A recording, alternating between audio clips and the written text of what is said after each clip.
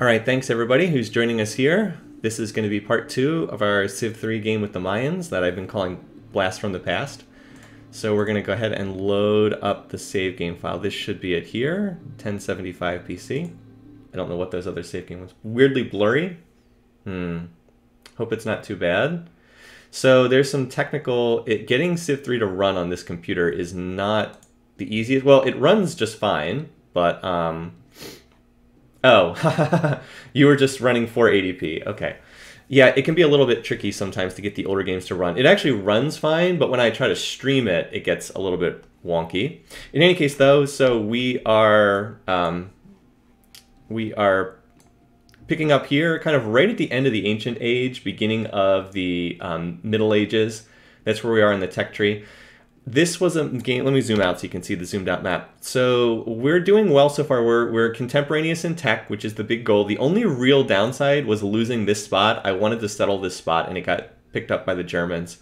So that may be a potential future acquisition because it has a luxury resource. There's spices right there, which would be really helpful to pick up. But we're in good shape overall. There's still room to expand. I'm pushing settlers down here into the bottom southwest corner, which no one has claimed. There's a ton of desert on this map, but I am agricultural, so I can make good use of that. And we're close to getting into a better republic than despotism. And we just made a lot of nice trades. Also, the AIs are warring, which is always a good sign. And I've got some warriors that are going to go out and explore the map. Yeah. We have the biggest weakness is we have no strategic resources. There's no iron in my territory. There's no horses in my territory. So that's not great. Let me just zoom through the cities real quick. So capital is pumping out settlers every 4 turns-ish. This city here is producing workers for the most part right now. New city. Edgewater's a brand new city, not much to say there. This city is the only one that has a barracks. It's producing spears. It's doing 3-turn spears right now at 7 production per turn. Just popping out defenders. There's not a lot else to build in terms of units because I don't have any strategic resources. I can't build horses. I can't build swords. And most of these other cities are new ones that are just working on infrastructure, like trying to get some granaries up here. This city I whipped because it had a ton of food, thinking it was Civ3. This is not Civ3. And whipping, doing a triple whip is actually a really bad idea, so I'm running the scientist and the entertainer here. Whoops, that was a mistake. And then these other cities are mostly just on infrastructure. I'm bringing irrigation over to deserted hills right now. Chat's a little cut off. All right, that should help. This is Civ3. Should say it's Civ3. All right, so let's continue.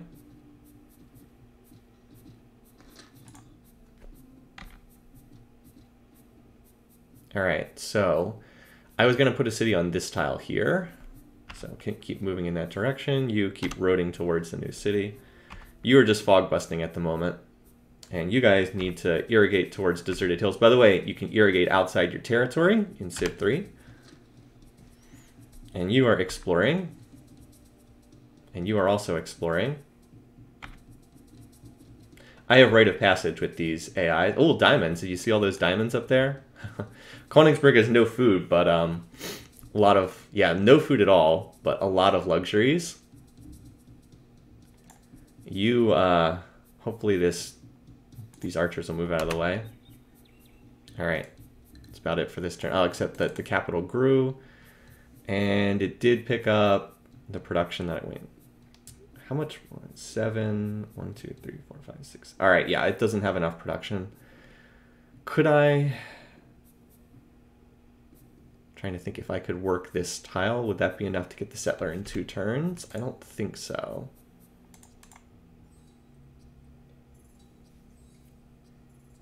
And that would... No, it's not worthwhile to swap that around. In Civ3, that is correct. You do not need to sign a rite of passage to move through. You actually do not have to. All right, that looks good there. So Inca and Iroquois have signed a peace treaty. Temple of Artemis. No, I want you to keep building spears for right now. I guess I could always build catapults. since I don't have any strategic resources. Ah, city went unhappy. This poor city.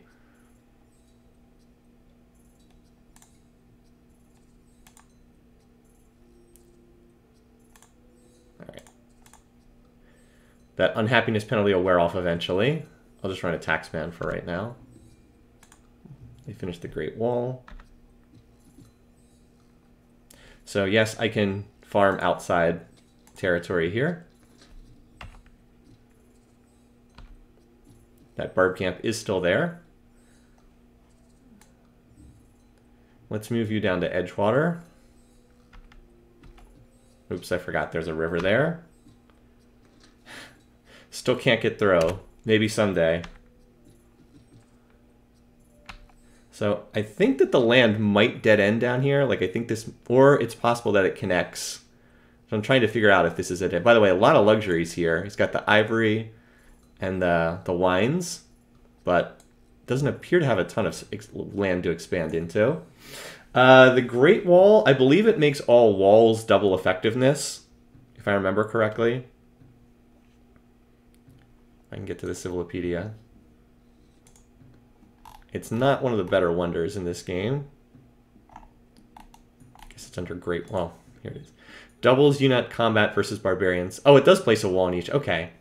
It did not used to do that. That must be something that they added for the Conquest expansion. It definitely did not do that at one point in time. I think it doubled the effectiveness of the walls that you already had. Anyway, let's do a quick Diplo check just to see if anyone's picked up a Middle Ages tech yet. All right, so far he has not picked up any. America seems to be the strongest. Now he's gracious, so that's good news. The AI, that doesn't guarantee you anything in this game. The AI will attack at gracious, but they're less likely to attack at gracious in this game. All right, so no one has, at the moment, no one has another tech yet. I'm just trying to keep an eye on that every turn or two.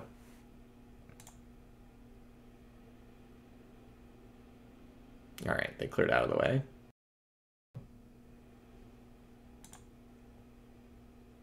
All right. Oh, whoops, that's right. I can't move through. I got to walk around. I forgot about that. So we're going to need a new name. We're going to need a name for this particular city here. I'll go to other units and come back to that. So if you guys in chat want to make any suggestions, you can just fortify here for the moment. You're just fog busting.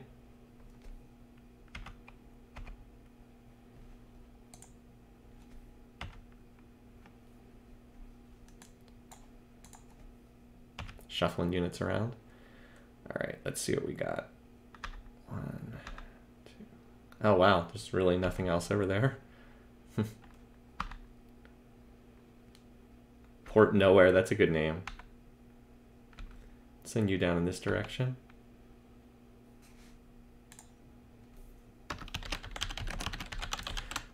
Again, unlike in Civ 4, there's never any problem with founding more. Like, having extra cities is never bad in this game. They can only help you. They can never, more cities can never hurt you. They can only help you in this game. So yeah, you always want more cities, always. Even a city like this, which is really unhappy, still benefits. And this city's pretty close to growing to, yeah, getting close to its granary, and then it'll have to do a light, and then it probably needs a temple to pop the borders, but yeah, not bad. Helps that these are floodplains tiles over here, next to the river. Has a lot of food, and with the hills it'll have decent production too. Remember, all these hills are getting the Despotism tile penalty right now. Alright, so the capital will pop out this settler, which unfortunately is, there's a lot of production getting wasted here, but there was not much I could do about that. Just the way it worked out. And so then this settler will come down here. We'll probably, well, I need to turn the grid on again. There it is, Control G. So I find it to be a little bit helpful to have that on. All right, so we probably put a city here. to work the water tiles, and then probably one here. Here. Yeah, probably here. I can't put little markers on the map like I can in Civ 4, or Civ 6.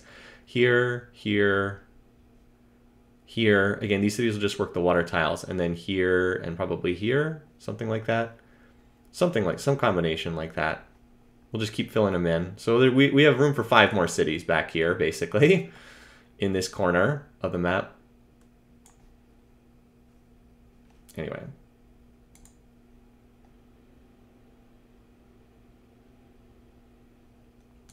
Nope, you just keep doing those settlers. Settler, settler, settler. Although I do need you to grow in 2 turns. Although I can actually swap this tile next turn. All right, worker. Yeah, you doing workers is pretty helpful right now. Although I do want you to grow in 1 turn, not 2 turns. Up, massive barbarian uprising. Okay, so you see this? See all these conscript horses? This means that the one of the AIs has entered the Middle Ages. That's what that means. It's one of the more bizarre things about Civ 3. Whenever someone enters the Middle Ages for the first time, all the barb camps erupt. Oh, hey, we're about to meet one of the other AIs over here. So we are about to get hit with a huge barbarian raid on Port Nowhere, which is going to ransack our money. But that's not the worst thing. It just means that we're going to have to use up our money, probably on tech purchases. It'll be worthwhile if we can use it to get into the Middle Ages. All right, so I'm going to road that tile, pick up the extra commerce.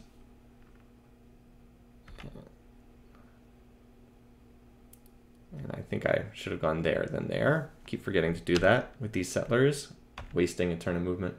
Yep, this is a fishing city. This is like an empire of fishing cities, indeed. All right, so as already mentioned, you saw me just irrigate outside my borders there, because you can do that in this game. So it looks like this is an inner. Let me zoom out. It looks like this is an inner sea, and then the land continues. Also, somebody lost a city down here. The other AIs. This must be. I believe the Celts are in this game. It's either them or the Aztecs are over here. Actually, is that 2 different colored borders? Probably the same. Looks like slightly different shades of green, though. But in any case, we'll see. We're in the process of getting over there. All right, so since the AI has entered the Middle Ages, let's see who it was that got there first. So they haven't made it there, although I could pick up a worker. 130? No. They used to sell them for like 10 gold in earlier patches. I guess they don't do that anymore. All right, he doesn't have a tech either. Maybe it's probably Bismarck, because he's got the medieval portrait. So he's the first one to hit the Middle Ages. He won't trade currency for anything. We'll have to wait for someone else to pick up the tech. Devalue it. See, right now currency is a monopoly tech, so it's super expensive. So we'll need someone else to pick it up. And then it'll be cheaper. The AIs will almost certainly trade that tech around. Like, he wouldn't trade it right now, even for 539 and 15 per turn, but as the tech gets brokered around, it'll drop in value very quickly. You'll see. This warrior is very dead. Like, it's not even worthwhile trying to defend against these barbed horses. Let's move you down to Blockhouse. Actually, or go over to Port Nowhere, somewhere in that area. All right, so you guys can now bring irrigation over here to where Deserted Hills can actually use it. This poor city is useless until it gets improvements, and even then it's still going to be pretty useless.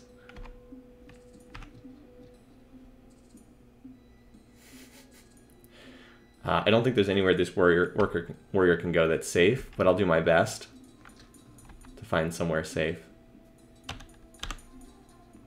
All right, how about you work that tile? Just because it keeps you at 5 growth per turn. That said, I do want to improve this tile, and I want to run a road connection to the Germans. Oh, there's actually an unpopped hut down there. That's pretty funny. There's another raised city. The AI, unlike some of the later Civ games, the AI loves to go to war in this game. Like, the AI is very willing to go to war. No. Settling is fine. The barbarians are not dangerous in this game. They'll just raid my coffers for gold. That's it. All right, so now Lincoln is also in the Middle Ages. Note that he's also picked up currency. And note that currency is now vastly cheaper. Only 390. Does he also have currency? No. So he doesn't have currency. So we could potentially try to sell it to him for something. Unfortunately, he has no money in the bank. But it's probably still better to pick up currency while we can and try to sell it to someone else.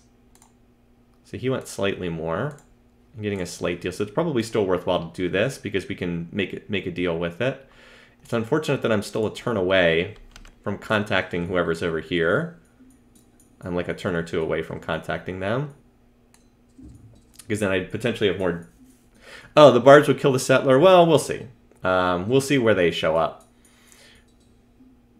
Remember, I just need to get down to this tile. We'll see. I will do my best to make sure it does not get killed. Greendale's about ready to grow again. Any chance I can fire the entertainer? Nope. Still need the entertainer, unfortunately. Waiting for that whipping penalty to wear off. All right, so I'm going to make this deal. So he wants 390. So I can probably get it for about 340. Close to a deal. Again, it's so frustrating they won't just tell you what they actually will accept. You have to sit here and tediously negotiate. 347. All right. There we go. So now we enter the Middle Ages as well. So our portrait gets updated.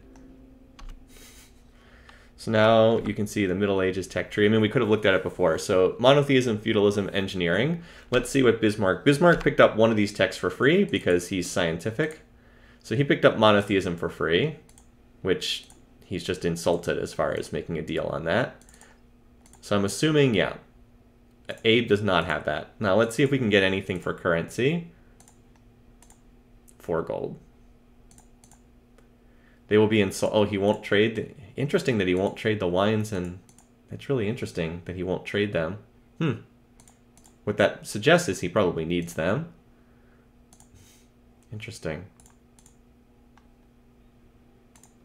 All right, well, we'll see. We still have a chance maybe to make a deal with currency. Also, currency is a nice tech to have too. We're going to want that for marketplaces, particularly in the capital, but really everywhere kind of wants a market as the game goes on. Yeah. So Aztecs and Inca signed a peace treaty. Oh, we got more barbs up there too.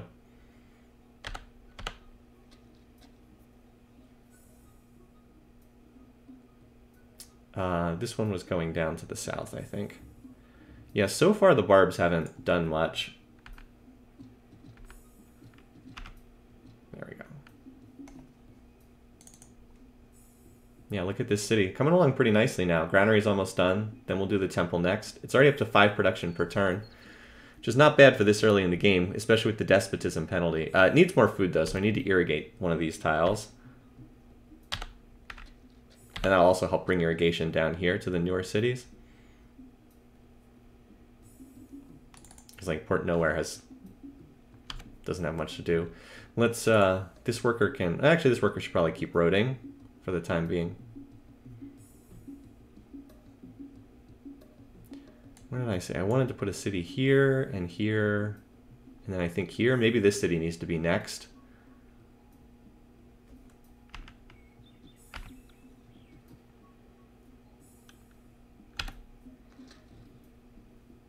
Just stay there for right now. Literally just fog busting.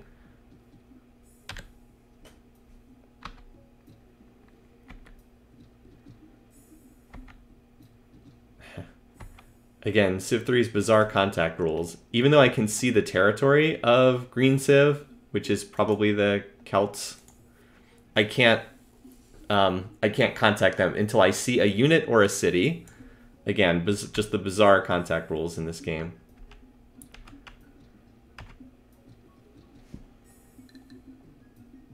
Probably should have moved this guy onto the hill just to see if there was a barbs on this tile.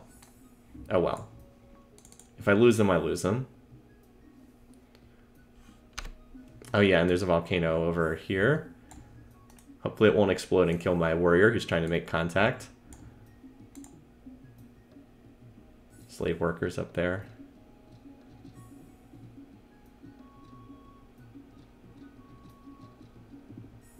Well, you guys were right. There they came.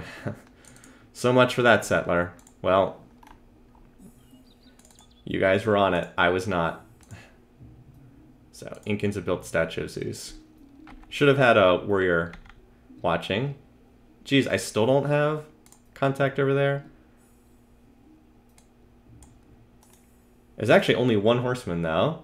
It wasn't the big group of them. Just one. That said, if I had moved onto the hill, I would have been able to see them coming. So, oh well. Well, apparently I've met the Aztecs nonetheless. Wow, he's really behind. Interesting. He's way behind. Doesn't have any money, though, unfortunately. But that's good. That'll be another person to make deals with. So he's also in the Middle Ages. We were not able to get green stack. I didn't see a green stack. Was there one? Oh, yeah. Huh. They're right there. Somehow I missed them. So the Aztecs are behind, technologically.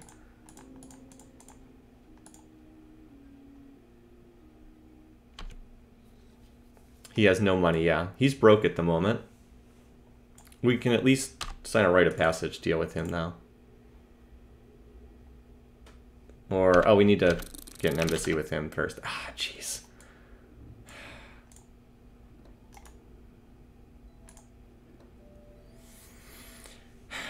Thrown off by the fact that Control-E used to be espionage. Now apparently it's shifty.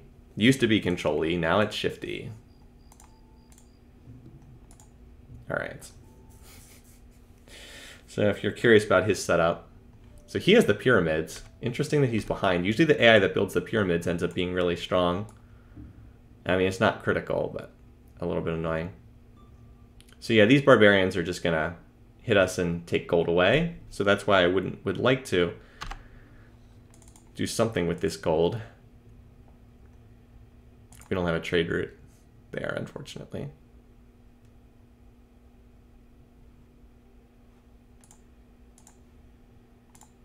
He will sign that, though. He only has 5 cities, yeah. Montian being technologically behind, what a combination.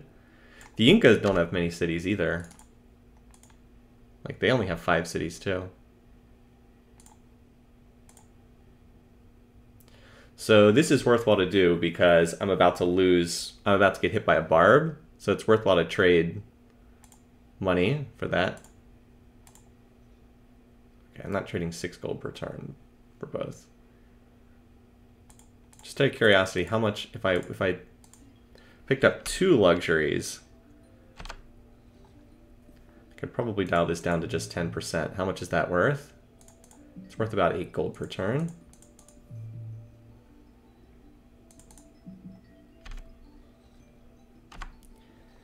Like I said, I'm about to get ransacked, so it's not the worst decision in the world to make.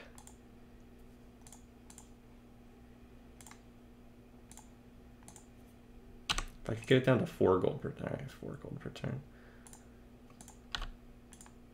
Just because I'm about to lose my gold anyway from getting hit by barbs. I guess there's not even much point to negotiating this because I'm going to lose most of this. Too bad I can't trade for maps.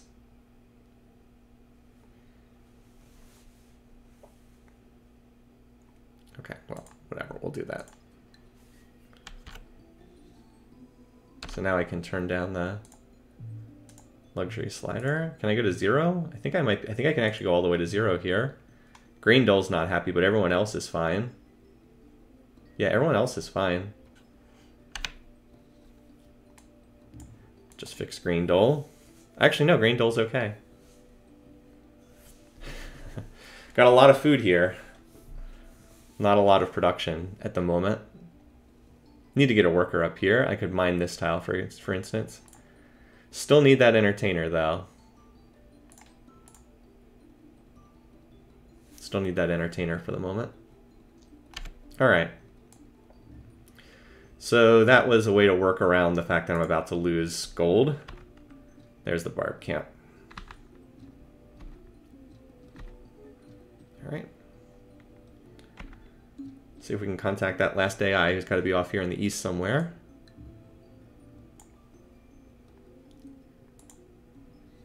Oh, apparently someone's fighting. Could be barbs. Oh, hey, there we go. There's the last AI. Now we've met everybody.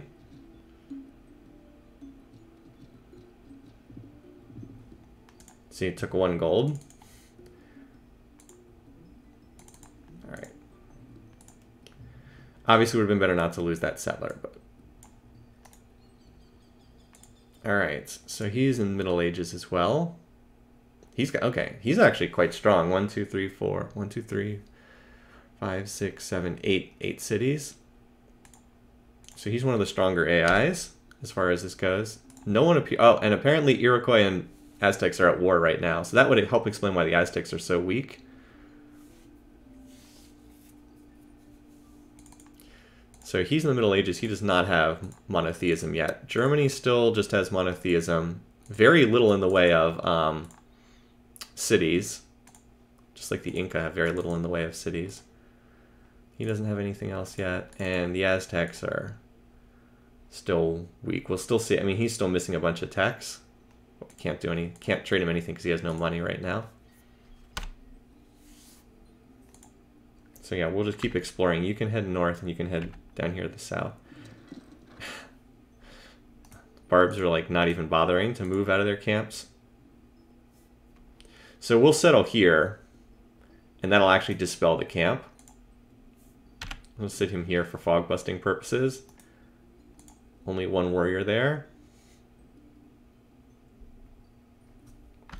I'm not going to risk losing that combat.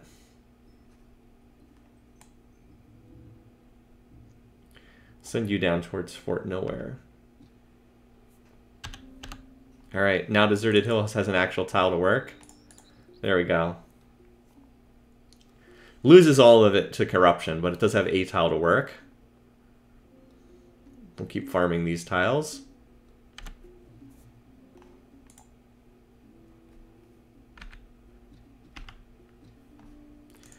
And Blockhouse can work that tile. There we go.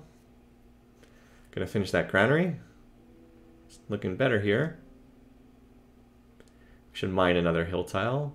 Or alternately, I could continue bringing irrigation to Port Nowhere. One of the two. We'll see. I need more workers down here. At least Cowcut Zone is going to get another worker out next turn. Can send it in that direction. I guess I'll work on bringing irrigation over there. It's probably a higher priority at the moment. Oh, there's another luxury resource. There's some iron right underneath that barb camp. And that's where the Iroquois are located. Yeah, the Iroquois are going to be quite strong. They could be an issue down long term. Now the capital is going to be unhappy here, but fortunately I can just run an entertainer, or yeah, it does have to be an entertainer. And then it's going to drop right back down to size 5 again. So I don't need to increase the luxury tax just for that one city.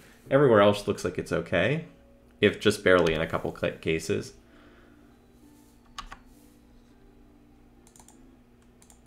Mostly I'm checking to see if he can ever come up with some money so that I can trade for something. AI gets big bonuses against barbarians, as you'd imagine. Oh, so these guys are still at war. I actually want the Aztecs to win.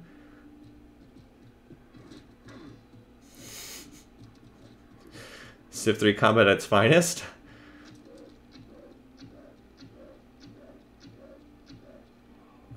That city would have been razed. Well, no, never mind. There's a spear in it, too.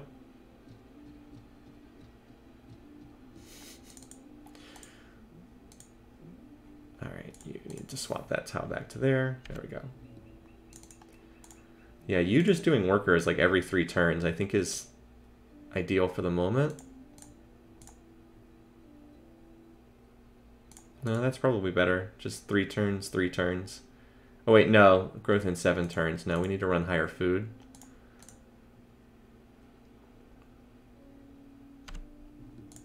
Alright, so you need a temple now. Because you got to pop your borders. And then we'll go from there. And then market after that. Market, courthouse, the standard stuff. Civ 3 doesn't have as many interesting decisions at like the tactical level as like Civ 4. But at like the strategic level, there's a lot of interesting stuff to think about.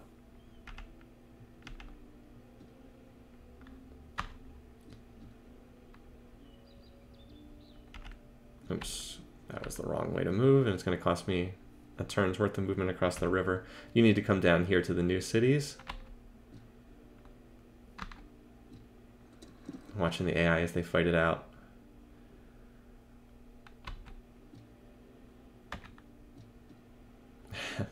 A random American city up here in like German territory. Germans seem pretty weak. They would not be the worst target to go after in a war, especially because they would potentially give me 1, 2, 3 luxuries, maybe 4, even with the dies, although I think America would claim that. Germany could be a pretty nice target. Now, they are advanced in tech, though, but like Germany does not have a lot of cities. It's surprising they haven't expanded better in this one. He still has no money. He's still behind in tech. Let's see about the others' AIs. Have they turned up anything other than monotheism yet? Nope. Tech pace has been pretty slow, which is good. The slower the tech pace, the better. Nope, he doesn't have anything either. That's good, because I'm continuing to get stronger as the game goes on. Yeah, he's the only one with monotheism. Obviously, he's not going to trade anything for it right now. Got a worker, and that's it. Yeah, I mean, and I am slowly making progress towards Republic. Like I said, I would expect the AIs to pick up Republic before I can finish that tech out, but you never know.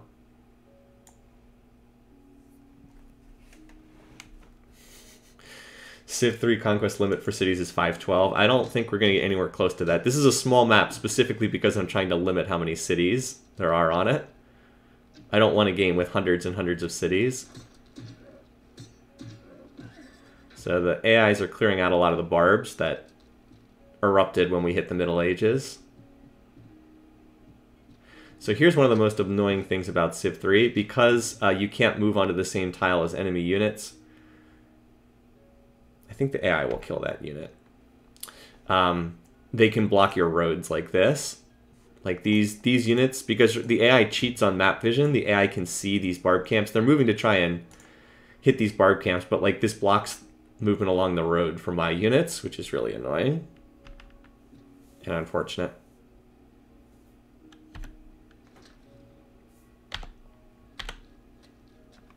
So yeah, I'm trying to settle this corner with the barbs in the way.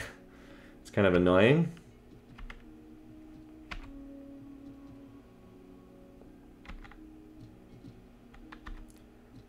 All right, you can head in that direction. You can head over there.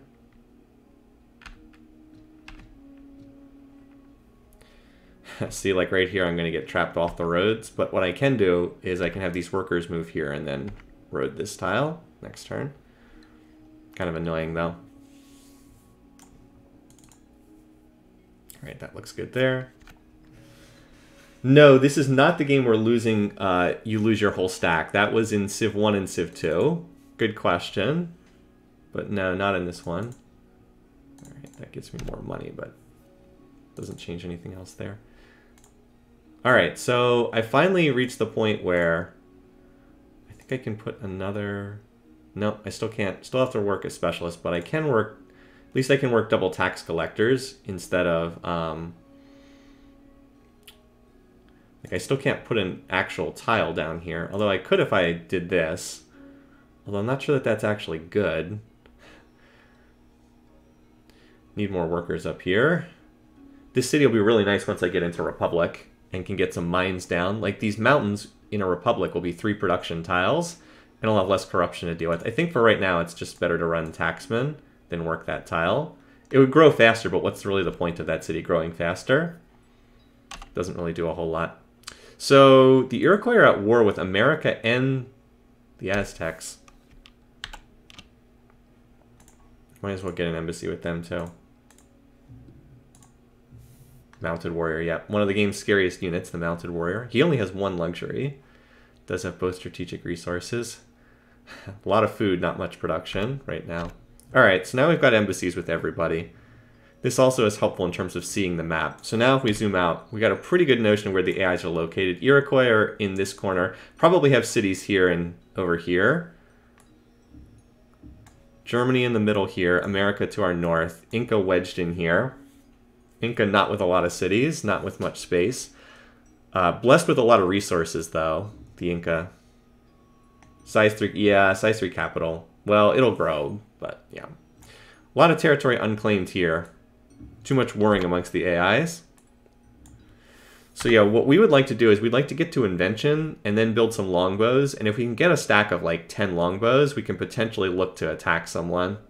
It's the only unit we can build that has any kind of decent attack value. Oh, this city was about to revolt. I'm glad I spotted this. Oh, it's actually food shortage if I do that.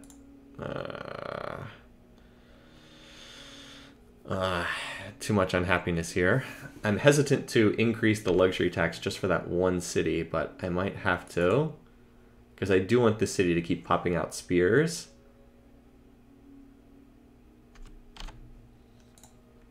Alright. That'll allow Grain Dole to... No, actually, Grain Dole still needs to run that tax collector. Oh, wow. Okay. So it cuts into income slightly. Have to go back up to 10%. Keep that city happy. Yes, railroads and roads improve the tile yields. Roads add commerce, and railroads add to whatever tile improvements there. So like if you farm it, it adds +1 to food. If you've mined it, it adds +1 to production when you put a railroad on it. Oh, hey, got an actual battle over a city here. Well, that spear went to elite. Fended off whatever was attacking it.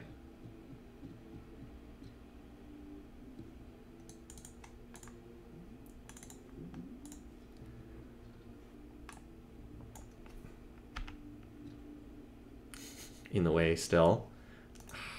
There you go. At least we can move the settler. Of course, remember, I was taking advantage of this earlier. I was blockading the Inca. So it's like 2 can play at that game.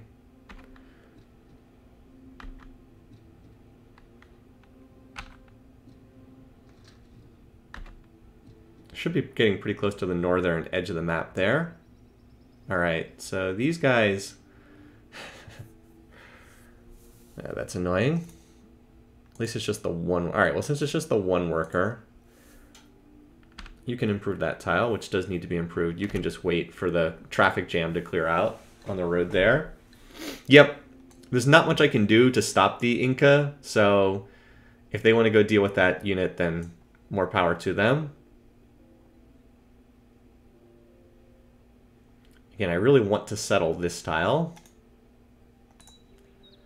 Although if the Inca clear out these barbs, maybe I'll settle over here first. Like I said, I wanted this tile, and then I think this tile. But I got to get through the barbs to get there, unfortunately. Alright, he still has no money. Still has none of the text that I was researching. Still has not come up with anything in the Middle Ages yet. Slow tech rate in this game, as I mentioned. Still hasn't come up with anything in the Middle Ages. Has Germany come up with anything other than monotheism? Not yet. He doesn't have anything yet either. Everyone seems to like me, though. Right now, a turn is, I think, 25 turns, or 25 years on the calendar.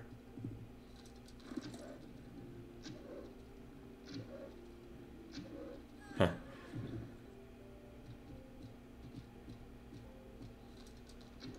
Since the Aztecs are weaker, I kind of want them to do well in this war. I don't want them getting mopped up by... I was going to say, how did they both move onto that tile? But the Chesky Scout has 2 movement points. That's right.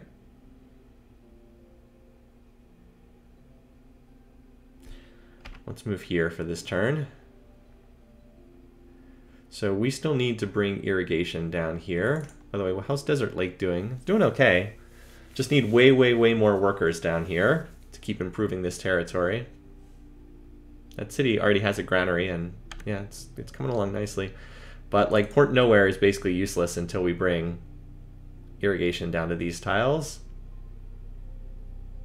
Of course, it's also pretty corrupt, so... Yep, so we just got to keep bringing farming. Edgewater also pretty useless right now, although at least it is able to get 2 production and make progress on its granary. So yeah. Now, irrigating this tile will do nothing in Despotism because it would go to 3 food, but that 3rd food is just lost to the Despotism penalty. However, we do need it to spread irrigation. Yeah, that's definitely a better tile.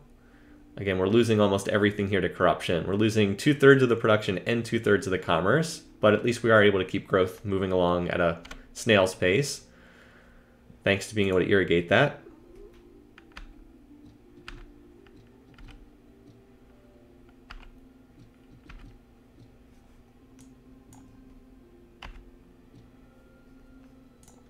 And you, why don't you come over here and maybe provide a little bit of protection for this settler. That'll take forever to mine that tile, but at least it's something.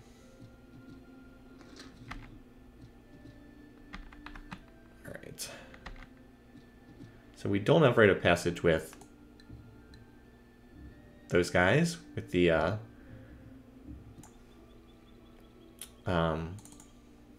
whatchamacallit, the Iroquois. I keep checking to see if he comes up with anything. Nope. Has not come up with anything. No. In theory, you should check Diplo every single turn with every leader, which is obnoxious in this game, but that is ideally what you should do. I think someone's getting close to picking up monotheism, which is why I'm checking more frequently right now. And I want to be in position to swing a deal when they do.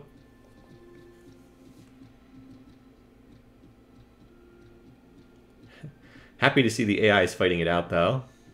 All right. Yeah, clear those barbs. That would be nice.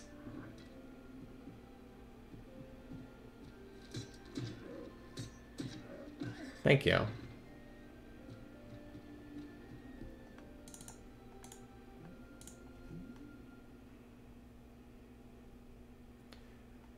Again, as much as I'd like to work this tile, I think I need to work this. Keep the city growing.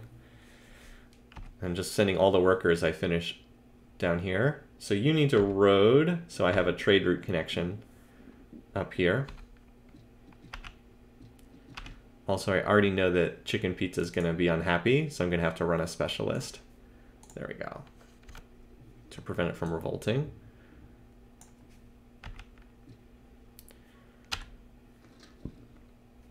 All right.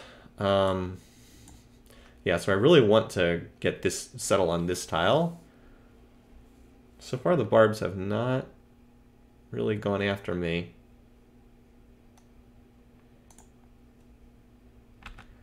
Let's try this. No, I don't want to quit, but I do want to save it. We'll save it here just to see if we can get down to that spot without being attacked and killed.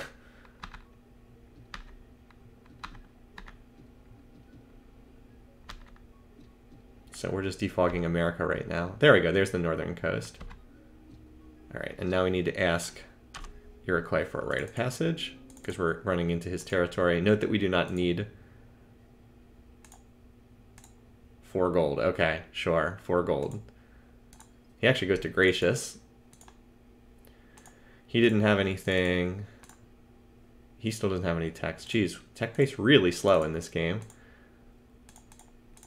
Which, again, is a good thing for us, not a bad thing. He's still the only one with monotheism. So the way that combat works is, look, each unit has a combat rating. Like if I highlight the Inca with this Ancient Cav, 3 attack, so it uses a value of 3 when attacking, 2 attack, uses a value of 2 when defending, and then the third thing is the movement. These units have 2 movement points. So let's say that this guy were to attack my spear. My spear has 2 points of defense. So every round of combat, now it's a little more complicated than this because there's like defensive bonuses when you're in a city, when you're fortified, blah, blah, blah. But let's say that's not the case. 3 attack, compare the 3 attack against the 2 defense. So each round of combat, this unit would have 60% odds, and I would have 40% odds. And then every time you win a round of combat, the other person loses a hit point. So it would be 60% odds for him to win a round, and I would lose 1 of my 4 hit points, and so on until one of the 2 units is dead. It is a very swingy model in terms of like RNG results. This game is notorious for having wild swings of RNG, like wild swings of RNG. So yeah, that's a little bit about that setup, about how combat works. This game is a poor combat system. It is much worse than Civ 4, or really even Civ 2. Honestly, Civ 2 had a better combat system. Apparently this archer is defending pretty well, even though archers only have 1 hit point, 1 defense. Nope, lost that round.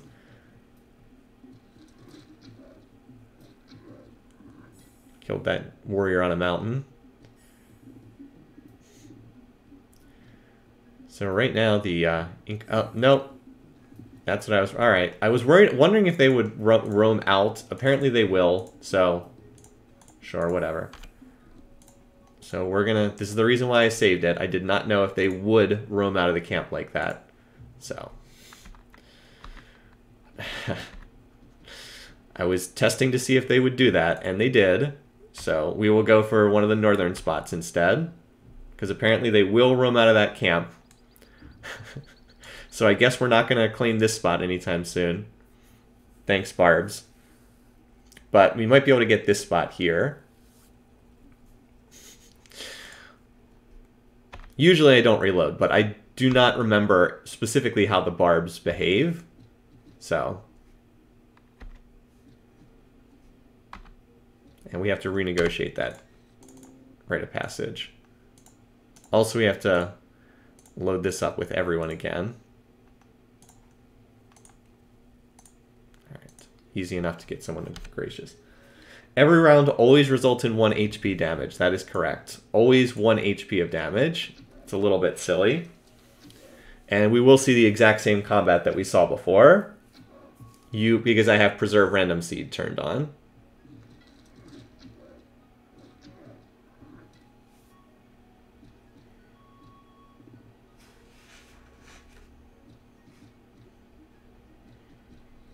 So apparently there's a barbarian over there. Multiple barbarians. Huh. So because the archer is winning, it's promoting. Just promoted to elite. Only has 1 defense, but remember the AI gets big bonuses against barbarians. So it's killing a whole stack of barbarians. Or a bunch of them anyway. Go archer, go! How many can he kill? He got a bunch of them.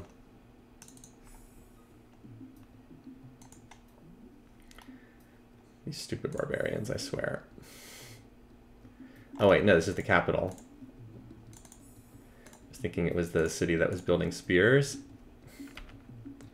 So he got a bunch, and then finally succumbed.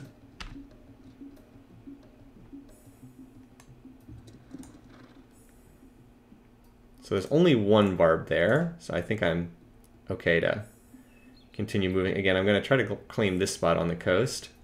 I want here, here, here.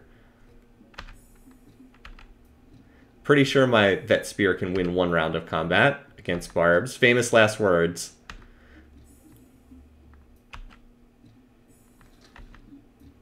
Pretty sure I can. Wait, what? I thought I saw. Oh, never mind. It was this unit. I thought I saw Iroquois borders in a really weird spot, but I was just jumping around the map and got confused.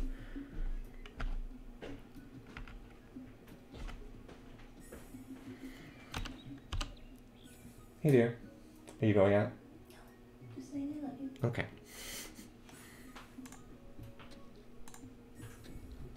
Alright. So let's keep bringing irrigation down here. Port nowhere.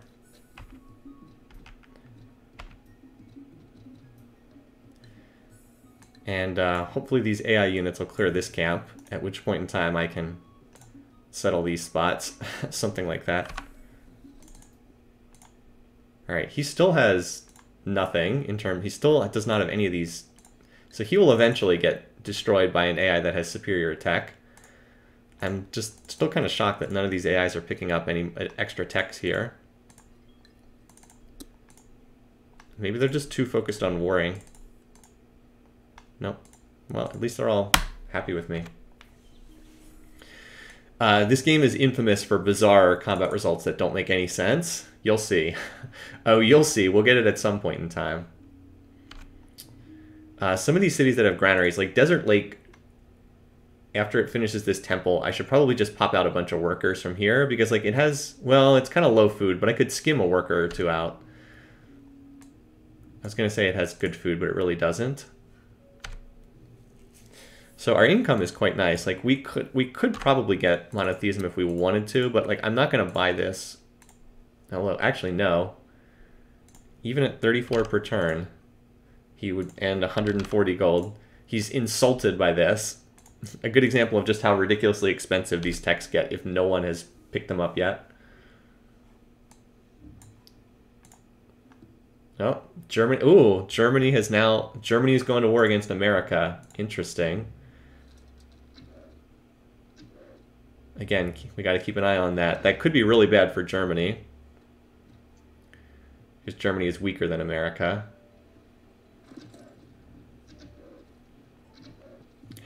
Note that the mounted warrior are retreated. Units that have 2 movement will retreat if they're about to die.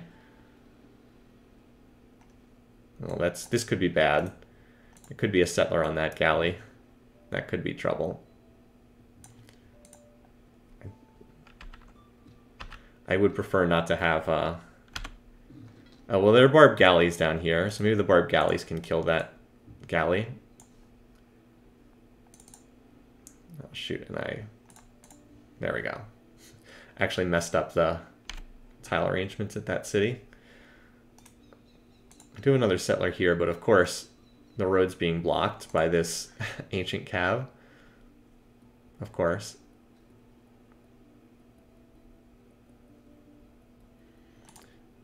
I think it's best just to wait for a turn, unfortunately.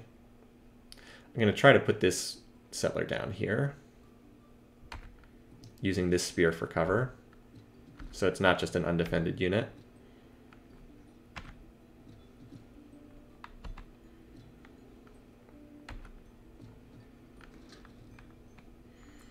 So at least I've revealed a good portion of the world. And one of the things that's nice about having embassies is it does allow you to keep track of the diplomacy. So like Germany's at war with America, America's at war with Iroquois and Germany. Aztecs are at war with Iroquois, Iroquois are at war with these two. I don't need the rite of passages. Turn off the peace. It's like, yeah, look at all these military alliances. Military alliance against America. AI is very willing to go to war in this game. And again, I keep looking for deals, but I haven't seen much. He still hasn't picked up any of these techs. But that makes Monty potentially a very good source for dealing in the future. Oh, I have an extra fur. 80 gold.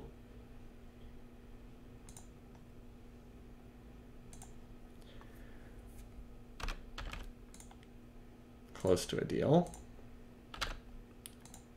Sure, I'll take money for my extra furs that I'm not using. Close to a deal.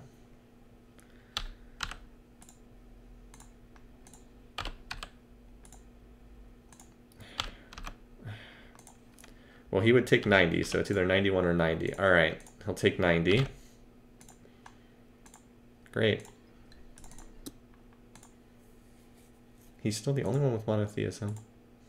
And he's still insulted by my offer to trade anything for it. Oh well.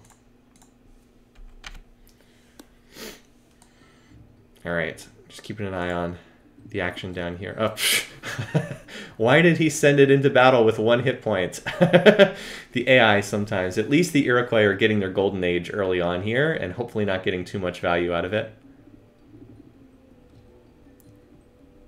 Go, Chasky Scout, go. Oh, great. At least the Barb Horse can't promote. There goes the Barb Galleys. Go, Barb Galleys, go! They're happy to build the Colossus. It's not one of the game's stronger wonders. Alright.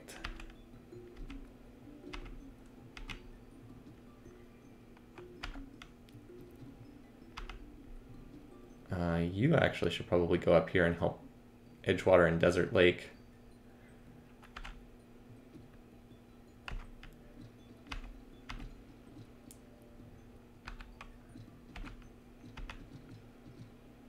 Alright, so I can at least get this city settled, which is going to be another terrible city until I can get some worker attention over there.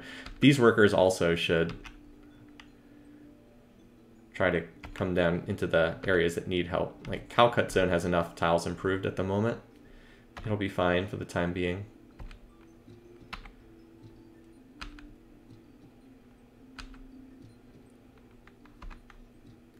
Just getting a sense for what's out here. Revealing the interior of these AI empires will be helpful later. Alright. I can actually stop improving Deserted Hills for the moment because it has 3 tiles to work. This looks right here. Blockhouse. Grow to size 7. Unfortunately, it's unhappy at size 7, but hey. Not too shabby. Can make another taxman there. So it's not going to grow any further, but that's fine for the moment. Get the temple, and then either a courthouse or market. One of the two. We'll figure it out afterwards. Coming along nicely. It's really going to be good once we can get out of stupid despotism. I will probably go for domination, just because domination's not that hard to pull off in Civ 3. Like, if I could take out Inca, Germany, and America, that's probably enough. We'll see. We'll see what comes along. It just takes either that. It just takes so long to get to the end of the tech tree in Civ 3. It's usually just faster if you're strong enough just to conquer people. We'll see. I almost have enough spears. Then I'd probably build some catapults because they can be upgraded later. I'm quite rich right now. Like I'm doing very well economically. Largely because I haven't had to spend much of anything on tech. Because again, no one is getting any technologies. Except Germany has monotheism, which was their free scientific tech. Yeah, very, very little from the AIs, which is fine with me. Let them sit there and fight. Alright, so yeah, here's the demand. Happy to give in to that demand. I don't want a war with Germany. It's 1 turn's worth of income. It's not a big deal. And the AIs are just going to clear the barb camps for me, apparently. Ah, that's what I was afraid of. That he was going to sail a settler through. So much of the barb galleys. So that's the cost of those barbs stopping me from settling in the corner, is the Inca have got a city through. Well, that pretty much guarantees that the Inca are the first one that we fight. Just because, I mean, they're literally on the tile I wanted anyway. But hey, we can found a city here this turn. No, I can't drop a settler before. He's literally already on the tile that he's going to settle. So there's no way I can drop a settler before he does. But I can get all the other cities around it. So hopefully it won't be too bad. Anyway, we need a name for this one. Why are the horses not killing the archer and settler? Well, we'll see. Maybe they will attack. But yeah, but no, never mind. The Inca go first, and then the horse go. So the barbs already would have moved if they were going to, unfortunately. Let's not name it after me.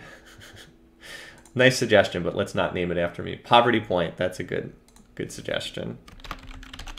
The real Poverty Point. This is a terrible city, by the way. I'll just start doing its long, slow. Let's see if we can at least fog bust some of the remaining tiles.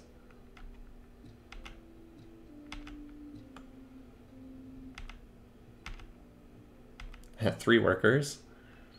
All right. Desert Lake. All right, could definitely use some of these desert tiles to be irrigated.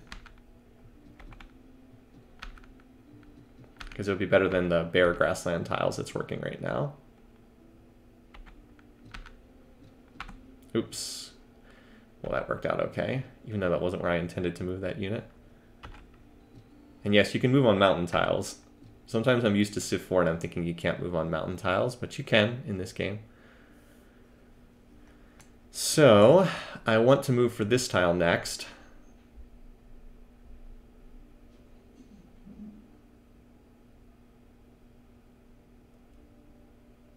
So what's the best way to get over there? Maybe just one more city on this tile? Well, I do want to work those sea tiles. We'll see. At least one more settler needed down here. This one unit, you know what we can do? Let's see if we can get rid of this unit, because it's kind of blocking me. Nope. Nope, no such luck. I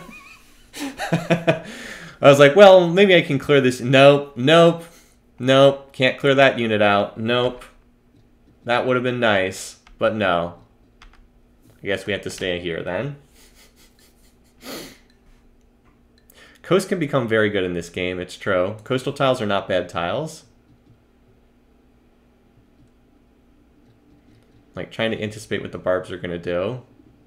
Alright, well, I didn't even need to attack that unit because apparently that barb was going to just deal with it. Oh, hey, heading inland. Ooh. Where is he going? Not what I was expecting. Why would he not want to be on the coast? It's all desert tiles. Okay. I think we want one more settler, and that might be it as far as settlers go. Also, there we go. That's right. You guys needed to farm some of these tiles here. I just wanted you to road. All right. So, I don't know where they're going. Well, I'm happy to try to grab this spot if I can with this settler.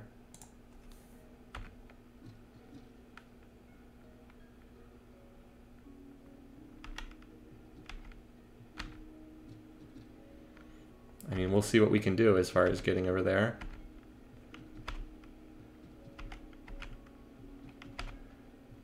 I'm going to split one of these onto that tile.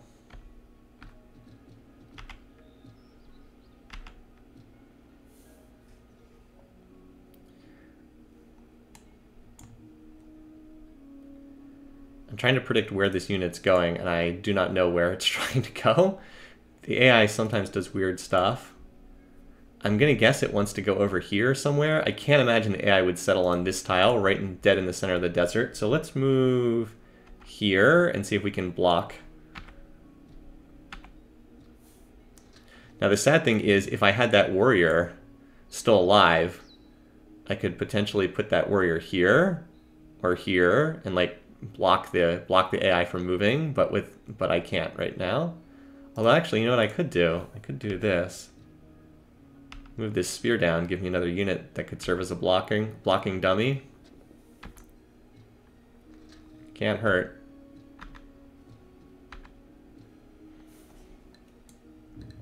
We'll see. I just don't know where this unit's going. I could always move this spear down too. I suspect it's trying to go over here somewhere, but I legitimately don't know. I will be surprised if it settles on that exact tile. That just feels like a really weak spot to put a city. Alright, so Lincoln has the Republic. This is what we want. It is worthwhile to make a big deal for Republic, even if it's expensive, because we want to get in that government. That is the government we want to get into. Now, does anyone else have money for it? Okay, no. Alright, so he has a Republican monotheism. Now, ideally, we'd do a 2-for-1 here, but I doubt that we can swing that. Alright. So there is another option that you could do. You could always try to steal monotheism and then trade it for big money, but that's very risky, and I'm not a big fan of doing that.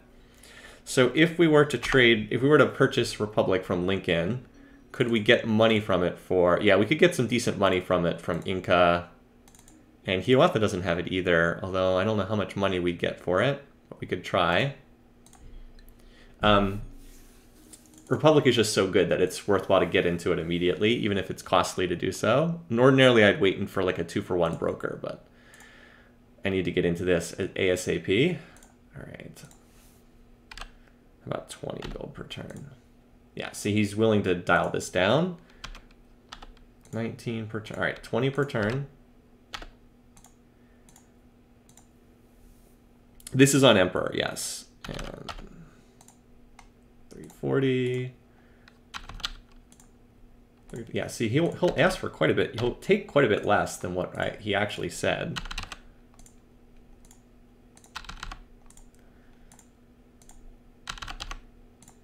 All right, 335, because he wanted all my gold, and then he wanted 24 per turn. Instead, he'll take 20 per turn. All right, so we'll take that. Next up, we want to broker it. Inca's got money. So we can get all of his money, lump sum. So we can get a fair amount of what we paid back. Can we get any per turn? All right, so he won't take per turn gold from us, which is really weird. Did we lose? Did he like break our? Did we break our reputation with him or something? It's really weird that he won't take any per turn, but whatever. We'll take his flat sum money. The Aztecs still have no money, so they still have nothing. Germany has it, and we can get something for it from him. Will he take per turn? So it's really weird. For some reason, it's like some of the AIs are not willing to take per turn gold from me, which usually happens when you break a deal. Anyway, we'll get something, just so we can get something from him. He would go to war with the Americans with us, although he's already at war with the Americans. Like, if we wanted to sick him on someone else, we could, but that's okay. That would pull me into war, and I don't want to do that. All right.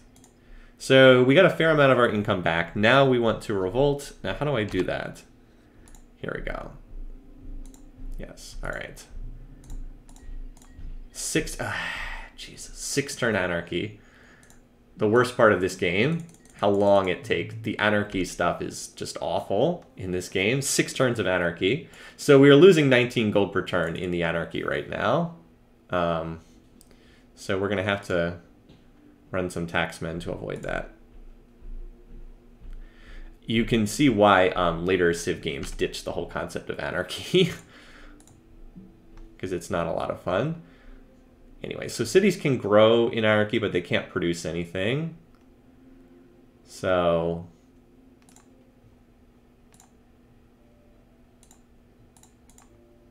like, we're better off running taxmen and pulling it, and yeah, to try and get out of this negative income. So this city's unhappy as well. Can't produce anything, so we'll just make another taxman here. Yeah, look at all these unhappy laborers. It's because we're in anarchy, so we don't get any luxuries. That's fine, though. All right, so happy. So tend to make taxmen and avoid the city actually starving. Unhappy. There we go. That works there. No, anarchy is just not fun. It's like, hey, guess what? Your civ's going to do nothing for the next 6 turns. Like, you literally can't build a single unit for the next 6 turns. It's like, wow, that sounds not like fun. All right, that works. This city is already running a ton of taxmen.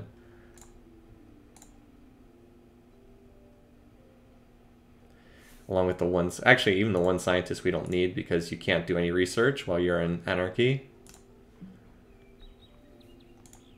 But don't worry, once we're in, you'll see how much better our situation is once we're in Republic, because Republic is awesome. That's fine, just so the city keeps growing. That city's happy. Keep growing. That city sucks. All right, so we managed to get back to even gold while we're in the anarchy. Blockhouse is slightly starving, but it's okay. All right. I did not get Soren to do anything. He was well aware that this was a stupid mechanic and wanted to get rid of it. 6 turns is unlucky. The longest you can get is 8. I was hoping to get about 3 or 4, but a little bit unlucky.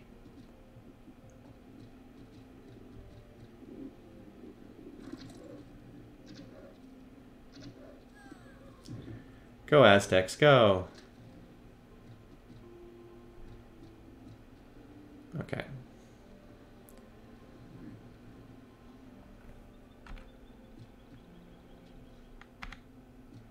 So, just basically doing nothing for the next few turns while we wait for anarchy to run out. So perhaps he wanted this tile for his city. I'm not exactly sure. I guess we'll see. I'm just going to move here.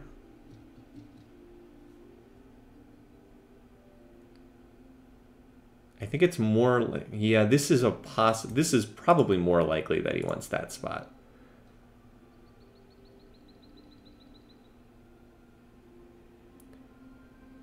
But just in case it isn't, I'm going to block this spot. Try to buy myself some more time.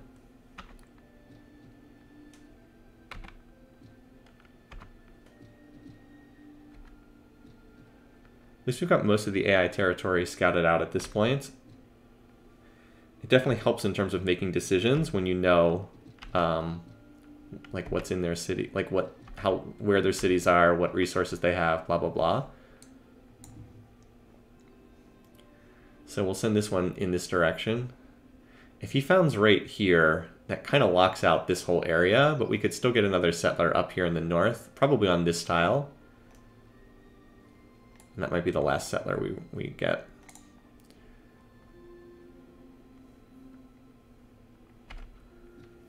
We'll see. I mean, obviously a city deep in my territory cannot really be defended long-term by the AI. So it would be a target for acquisition in a future war, at least potentially. All right, you can join one of these worker brigades over here.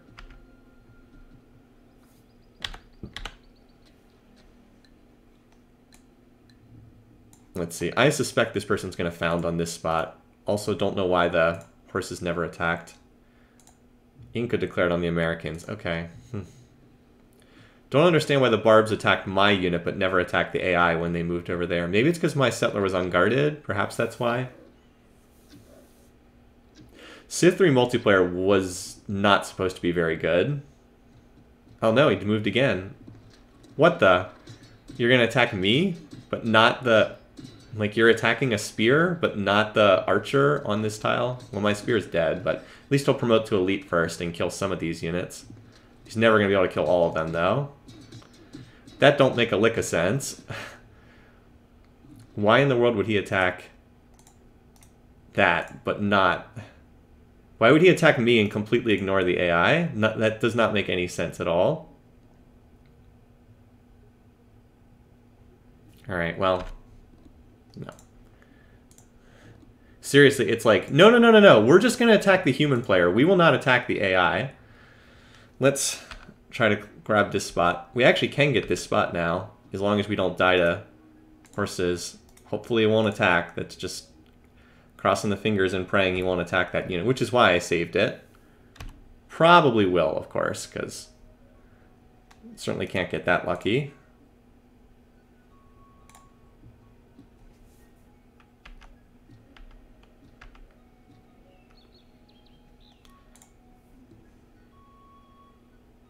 No, carry on. I want these guys to finish the road.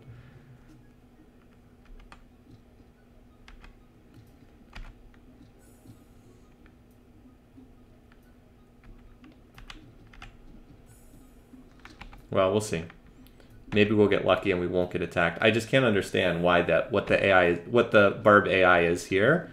It's like, don't attack enemy settler that's guarded by an archer, which is not a defensive unit in Civ3. It's an offensive unit. But do attack a spear that's fortified, well, not fortified, but a spear that's in defensive terrain.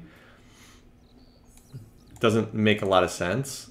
All right, also the city's unhappy, so we're gonna just make them an entertainer to stop them from being unhappy. All right, keep your fingers crossed, because we can found the city if it doesn't get attacked. I cannot figure out the barbarian attack. Okay. I don't even need that anymore. I've already explored his whole territory. Not that that stops him from walking through my territory.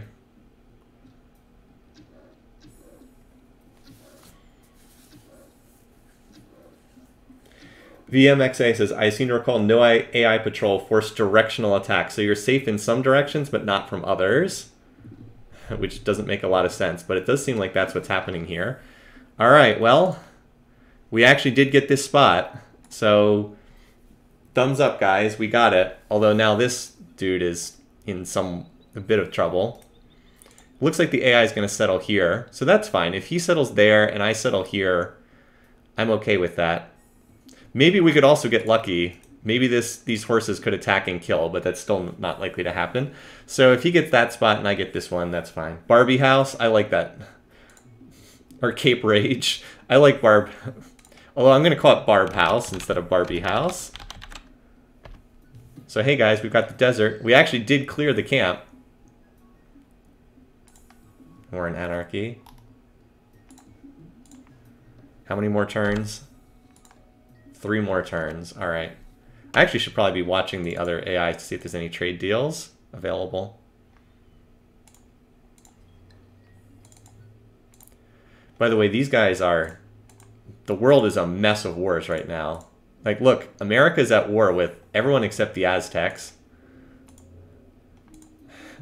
The Aztecs, or the Iroquois are at war with the Aztecs and the Americans. This should be kind of a stalemate, because I think America's the strongest of the AIs right now. He's just got monotheism still. Alright, so now the Iroquois have this as well.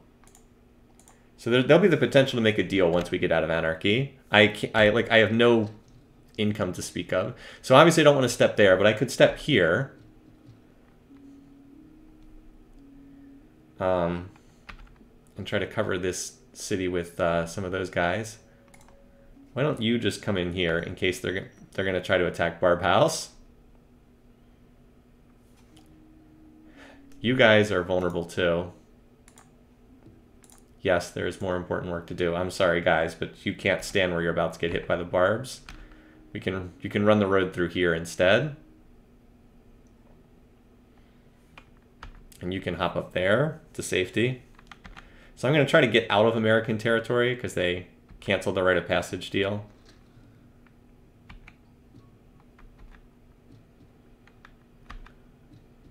Well Springs.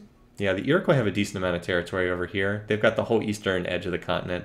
Aztecs are pretty weak, though. It looks like Inca plus Aztecs are probably the ones to go after just because they're weak. Although everything over here would be uselessly corrupt, so it wouldn't be that helpful. But I could maybe put a Forbidden Palace in, like, Cuzco or something to help out with corruption.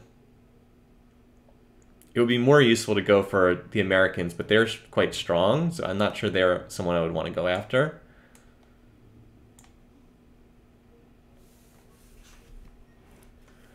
Workers can still be attacked ag. Oh, shoot. I did not see that at all. And that's going to cost... Well, that's my own mistake. It's just going to cost me 3 workers, which really sucks. I just did not see that at all. Our mistake.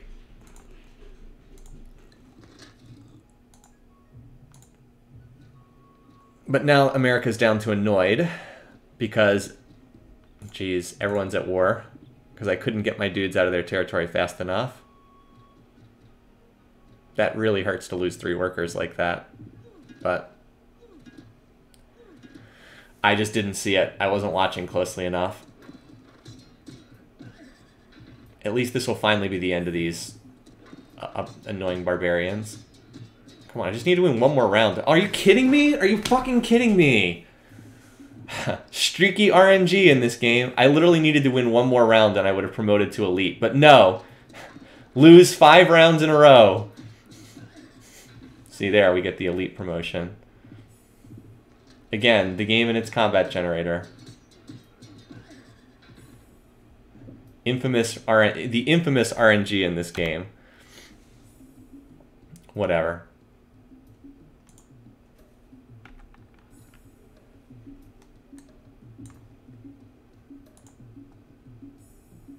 All right. I don't think I'm going to lose multiple rounds in a row. There. Famous last words, of course. Losing those workers really suck, though.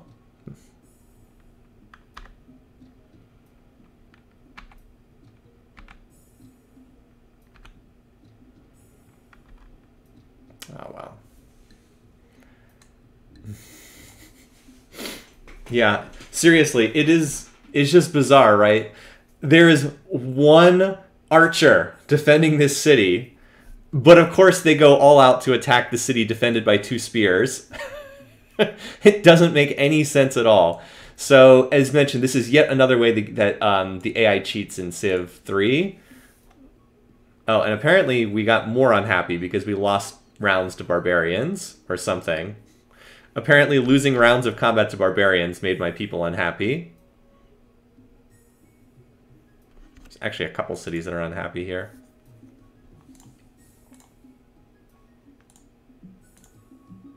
Or maybe it was luxury deals wearing off? No, it's not luxury deals wearing off. All right. This city here. I'm not even sure why they're so unhappy. But they are. Blockhouse is okay, right? Yeah. This anarchy can't end soon enough. Wait, that wasn't an unhappy content. Okay.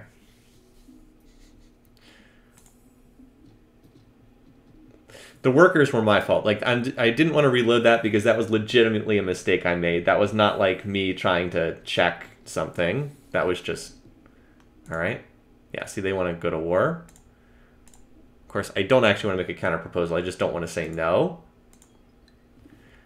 I'm not sure if that actually makes a difference, but it's the way I've always played Civ 3.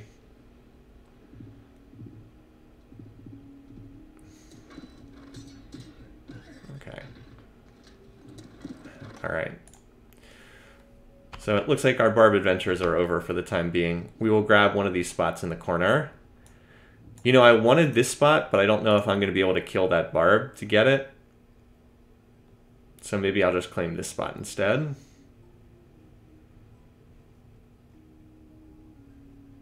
We'll see. Depend what things look like when I get up there. Anyway, we are almost one turn. We finally get out of anarchy next turn. Thank goodness. By the way, the workers actually build things slower when you're in anarchy.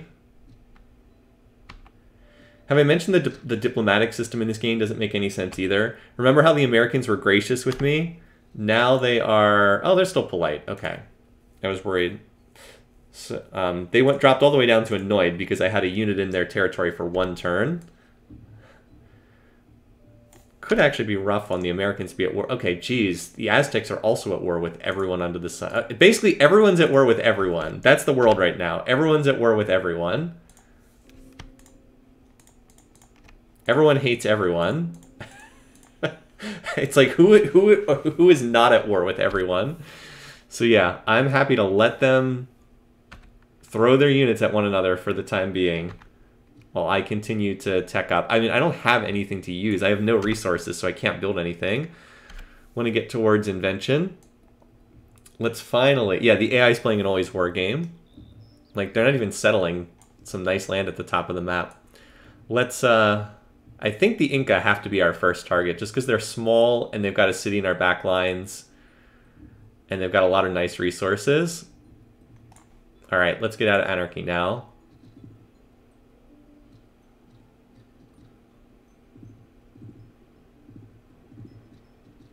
But I need to be able to build a unit better than a spear in order to do that. And it would be nice to get my basic infrastructure up, like... Killed that unit. Like granaries, temples, some markets and courthouses. You are not winning this. Okay, thank you. No, let's go back into despotism again. Alright. So yeah, note that my income immediately goes to 66 per turn. All right, let's see what we can do here. So we're gonna have to up the luxury rate. There's no way around that. Let's just try 20% and see if that works. So remember how I mentioned that under despotism, we had the tile penalty. Any tile that produced more than one, any tile that produced more than two production or commerce produced one less. So now that we're out of the despotism tile penalty, our food is absurd, and the hills now produce 3 production. Also, our roads now all produce 2 commerce instead of. Oh, actually, I don't know if the roads produce an extra point of commerce, but much better stuff now. 9 production per turn. Boy, I'd really like to get to 10 per turn. Well, I can pick up another point of production at this level when I hit size 8. So let's grow the capital up to size 12 now. Needs to start getting its basic infrastructure in place. Doesn't need a temple. Borders are already expanded. Wouldn't be bad for happiness, but a market would also be good for happiness. So we want up the market here. All right. There we go. That looks a lot better.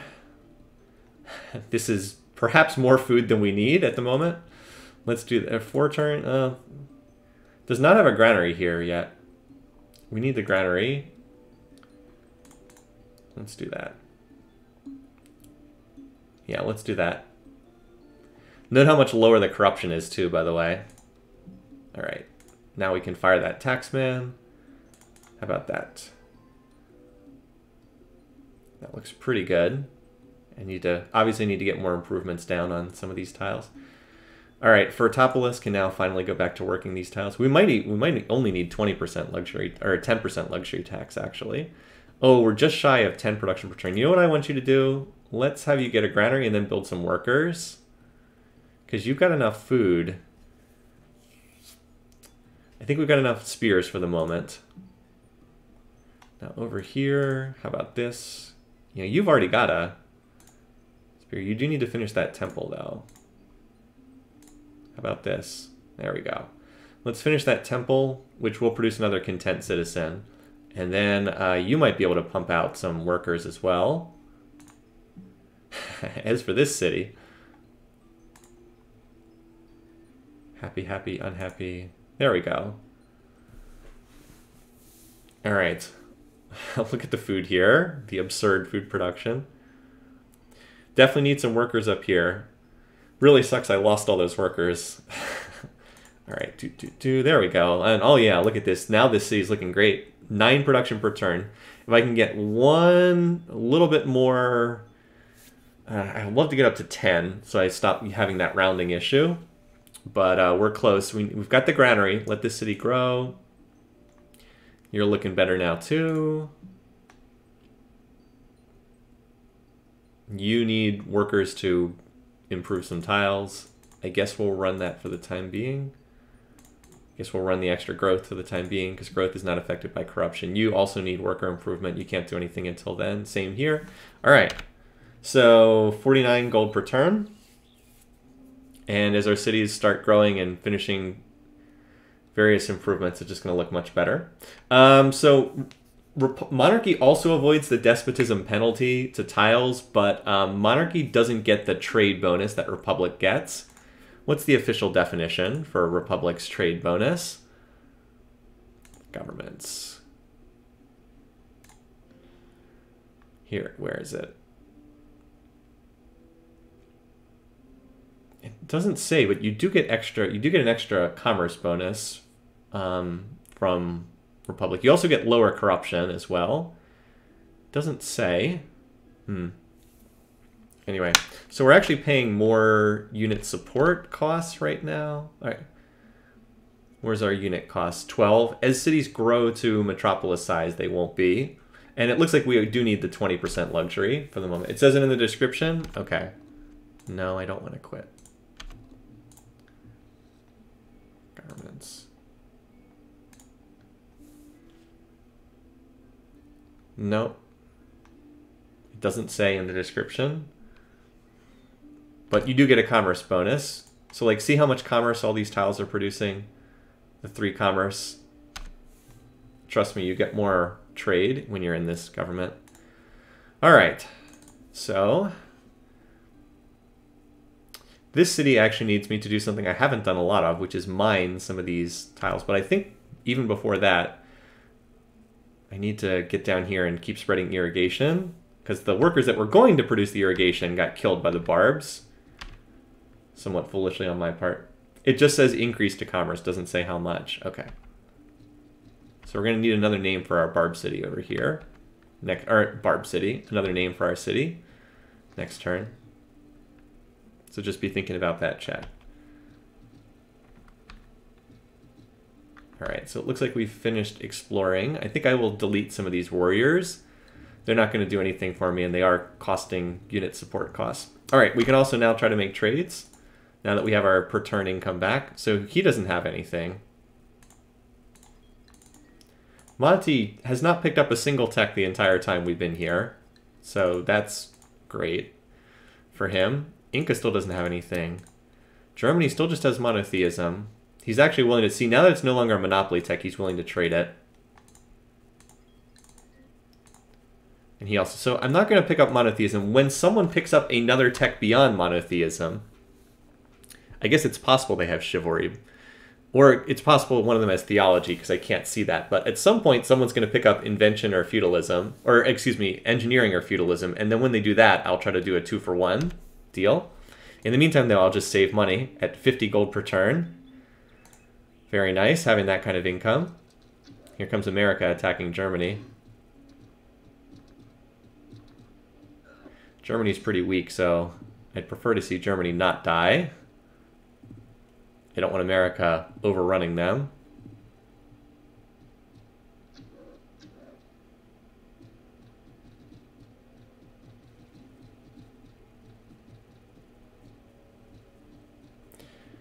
Alright, so finally the barbs, last of the barbs going down.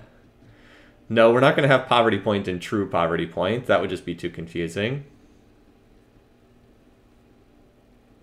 Here comes the barb galleys.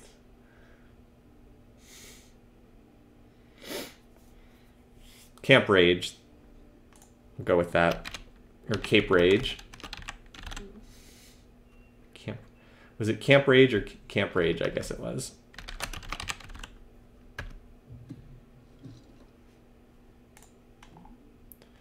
Another city that's not going to be able to do much of anything for the until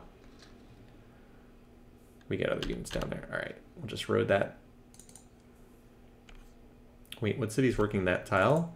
Edgewater? Okay. Yeah, there's going to be some overlap here between these cities, that's for sure. By the way, look at how much better this city, Deserted Hills, is. See how it's actually not terrible at the moment? Thanks to that. But yeah, I'm going to just keep farming these desert tiles for the time being, because they're quick to improve.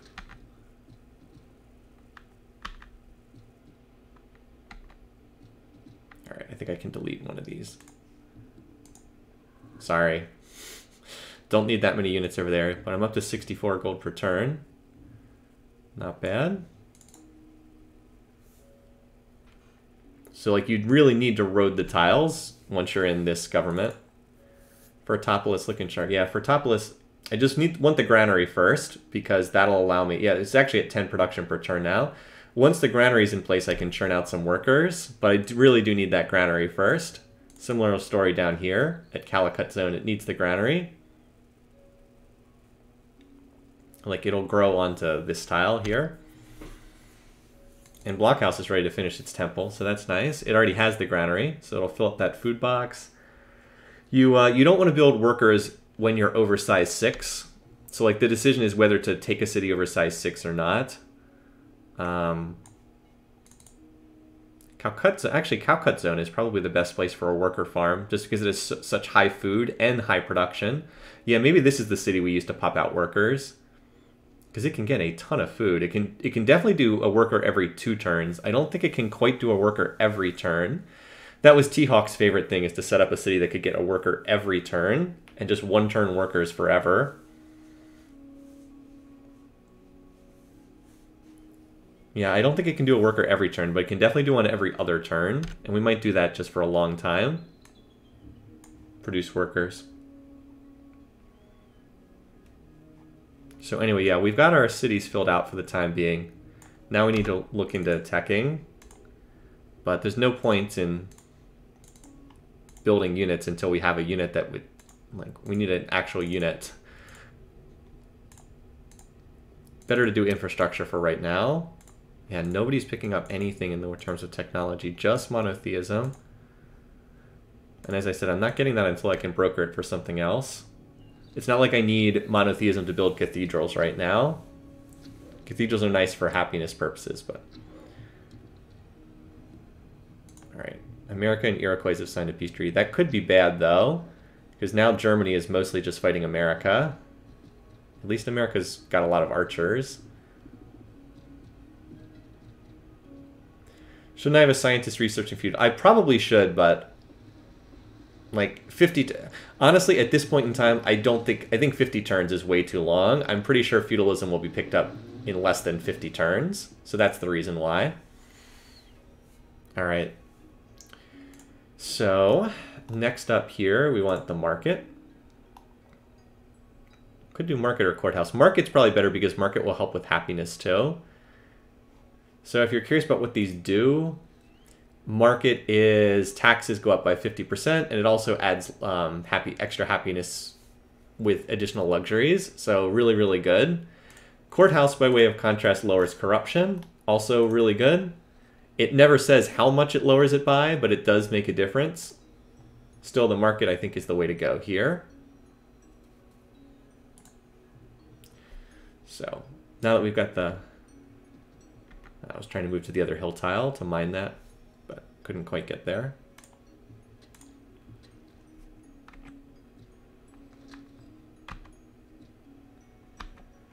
All right.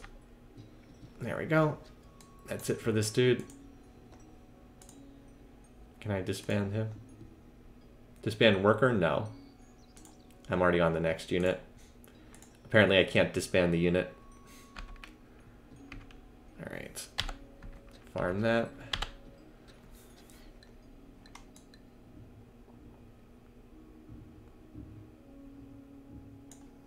Chichen Itza, boy, I need worker improvement at the capital too.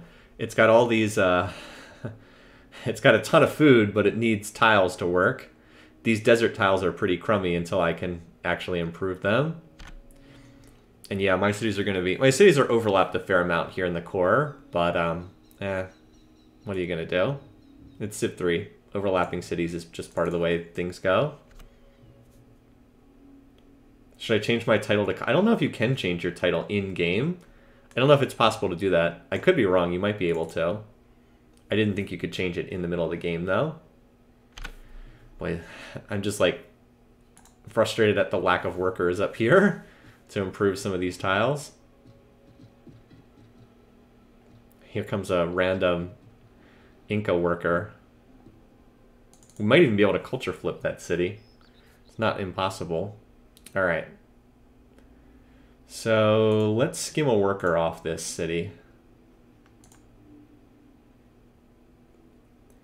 Just skim a couple workers off these cities that have the granary in place. It's going to go up to size 7 and then finish the worker. Yeah. Wonder Cascades in effect.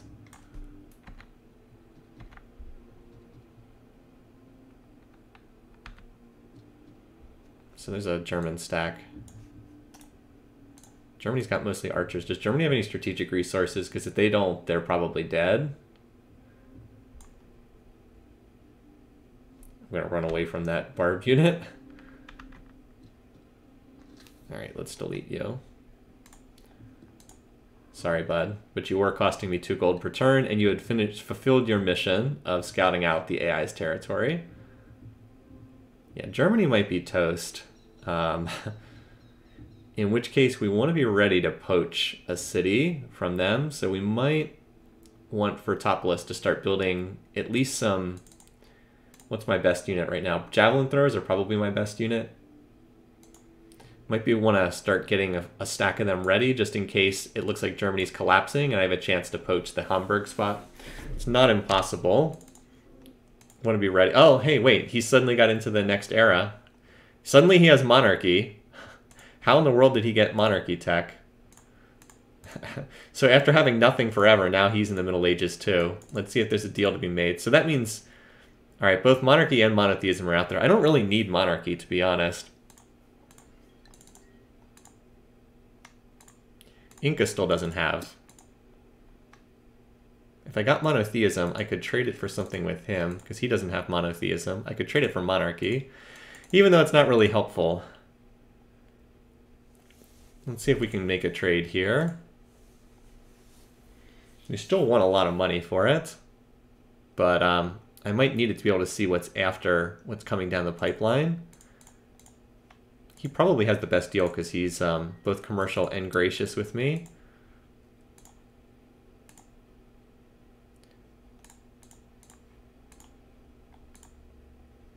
And like this guy doesn't have this tech, so I could get some of my money back by trading it to him.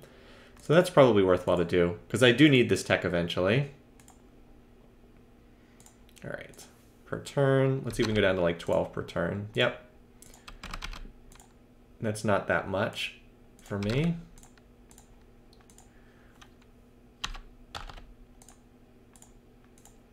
And I'll be able to get some of this money back, as I said, close to a deal.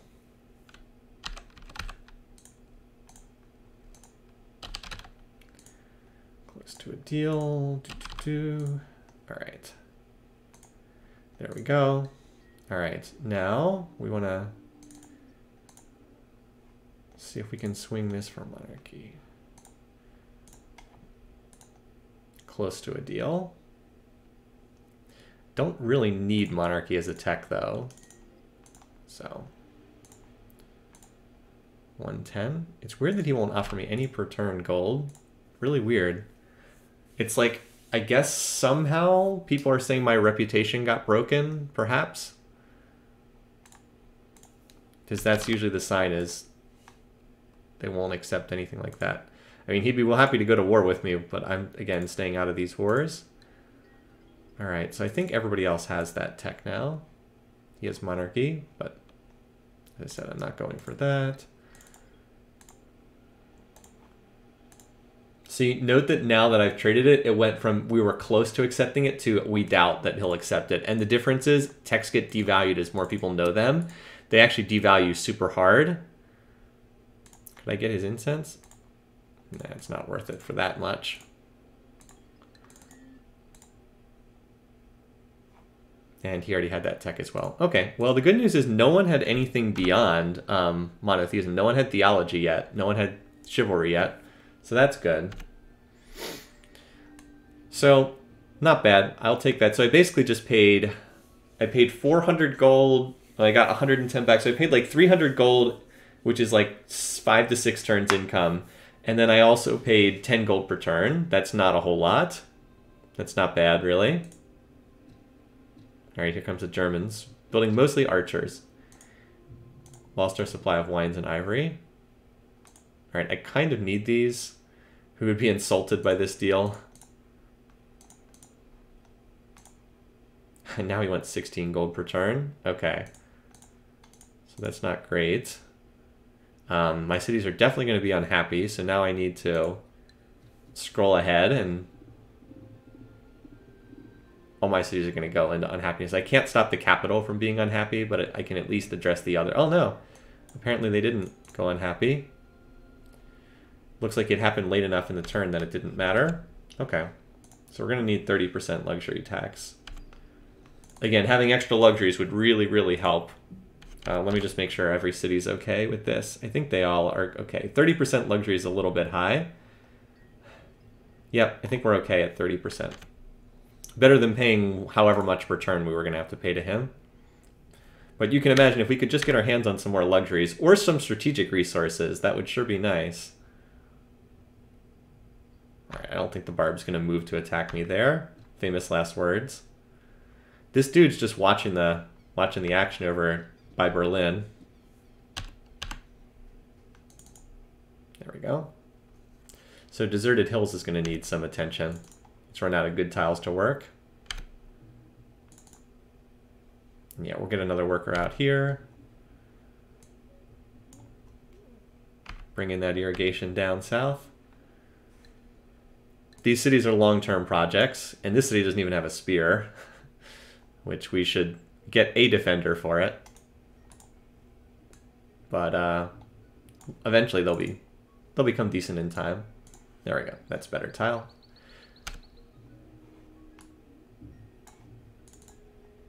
Yeah, this city's looking pretty nice now that we're out of the despotism penalty. So yeah, it can do workers. It can do a work. It can do a worker every other turn right now. 50 gold per turn, not bad. Maybe the city will finally get out of its whipping penalty eventually. Where are my workers?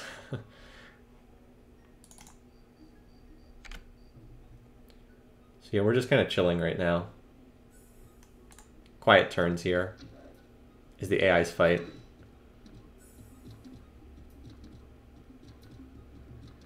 I'm rooting for the Germans here because they're weaker than America.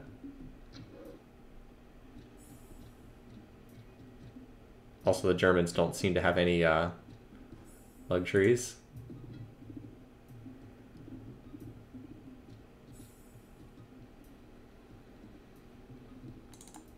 All right. This city's a little low on food, so it's not really a great place to get workers out. 7 production per turn. Well, we'll put it on a market for right now.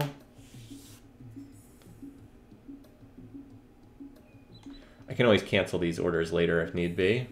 Market courthouse.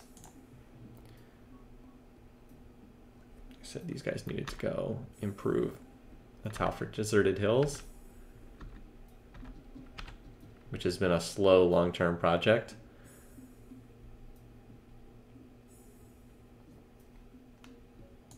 And you might as well just keep improving tiles here around. Keep farming all these tiles that like 6 different cities can share.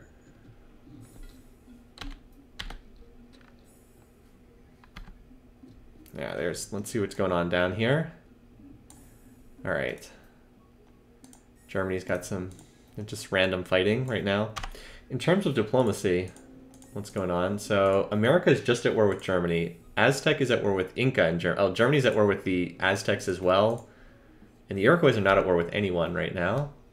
They ended all of their fighting. See if anything else has popped up in terms of deal making. 8 gold. Okay. I think I'll pass as far as trading a tech for 8 gold. So monarchy is the only tech that seems to be out there at the moment. Waiting to see when someone else will get one. Just monarchy still. Yep, just monarchy.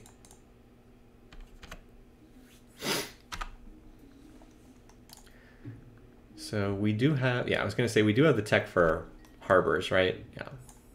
Like Blockhouse will probably want a harbor soon enough. It is going to pop its borders here, which is going to be nice. A little bit more tile storage. This is actually one of my better cities. Again, largely just because corruption is really low here.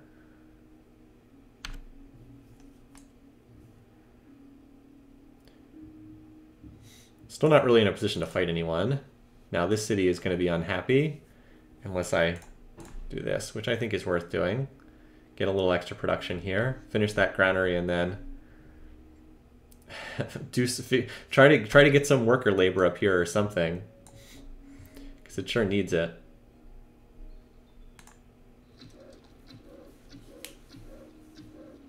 Yeah, losing the 3 workers to the barbs hurt a lot. Just a stupid mistake on my part. Big archer battle between these two sides.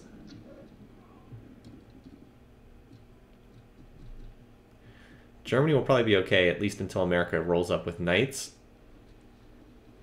Which the Germans can't build because they don't have the resources for it. Alright. So now we've got the granary built. And I'm going to skim a worker out of here. Like I said, that's not really a city that I want to build workers in, but getting some workers out is not bad. For right now, I'm just trying to watch what's going on over there. At least we have the whole map pretty much scouted out at this point. Like, this is nowhere near enough workers. I'm too low on them, which is why you're seeing me trying to squeeze some out from some of these cities. But like, this is not sufficient. It's actually a bonus grassland tile, isn't it? Oh no, it's a forest. Never mind. I thought it was a bonus grassland tile. Well, We need to mine that hill tile. So this city should be able to, like I said, this is where I'm going to pump my workers out of, but I should have set that up much earlier. Kind of slow in doing that. Like the capital is working a fair amount of tiles that are not improved. Like this tile's not improved, this one's not improved, this one's not improved. At least it is up to 11 production per turn. It hit the crucial 10 production per turn threshold, which is big.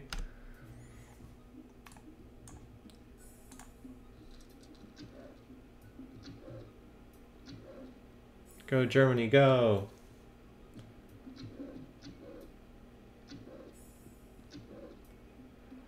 Don't know what Germany was fighting there, but didn't kill it, whatever it was.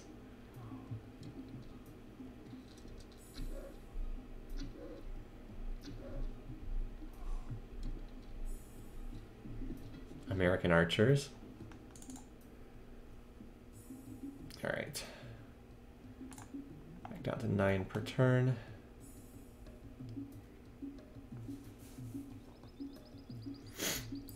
I probably do want a temple here to pop the borders. Just to get these tiles in play. I'm going to get these from Desert Lake.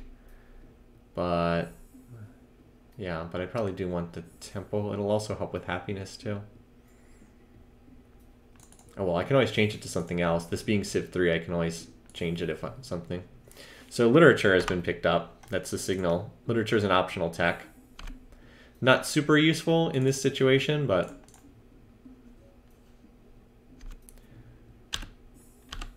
we'll see. All right, you need to improve this tile here.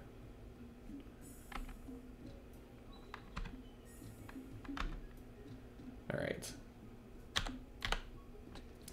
Quiet turn there. Not a lot going on. Well, let's see if we can trade for literature. So literature and monarchy are both out there. We can pick it up from monotheism if we want. And I think that's worthwhile to do. Because we probably will we might want libraries eventually. At some point we probably will try to swap to doing our own research. Not in the immediate future, but at some point. All right, he doesn't have anything else. All right, so feudalism's out there now, and feudalism is like the super expensive tech because it contains a government, and government techs are always expensive. All right, it's not even a monopoly right now. Actually, 3 people have it. So like even with all my money, they still won't take feudalism. It's the super duper expensive tech of the Middle Ages. I honestly don't know why they made it so expensive. So we're gonna have to hope that we can pick it up when we're gonna have to hope we can make some kind of brokerage deal to get it.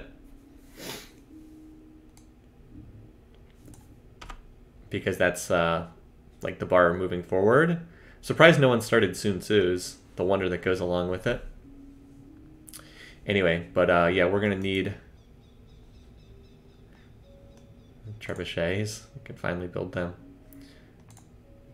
We're gonna need to get there because longbows are the unit that we need. The only unit that does any kind of attack value that is resourceless. It's not a good unit. It's significantly inferior to the medieval infantry, which is the same cost and has double the defense, but requires iron to build. And it's also a better unit because you can build swords and then just upgrade right into medieval infantry. But with no strategic resources, we're gonna have to find something else. Like, I suppose we could... Like, I'd love to settle in iron, but there's really none available on the map. I guess there was one way up here, but getting a settler here would have been pretty much impossible. That would not have been easy at all to do.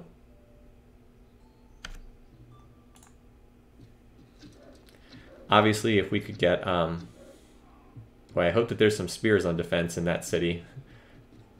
I don't want to see the American capital get captured that easily. All right. So we finally have this city, has a granary in place.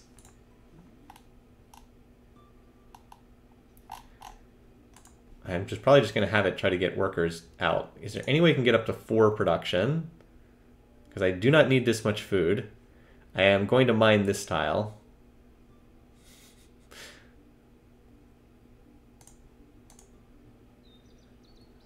No, this still would not get me up to.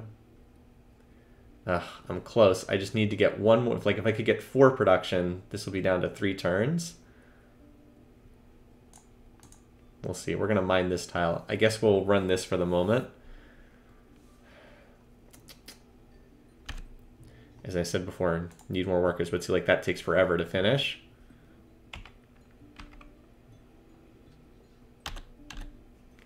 Mining hill tiles takes a long time. Oh, hello.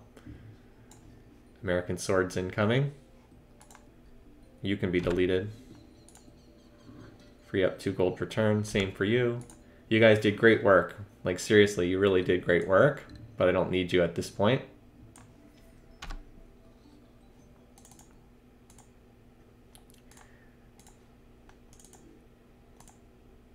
So America doesn't have feudalism either. And I could get a lot of money back if I could get feudalism and trade it to America, but still super duper expensive right now. Look, like even 41 per turn, 360, close to a deal. Not quite there yet though. Not quite there yet. So if I wanted to, I could turn my luxury rate down to 0 and swing a deal for that, but I don't think that that's worth doing just yet.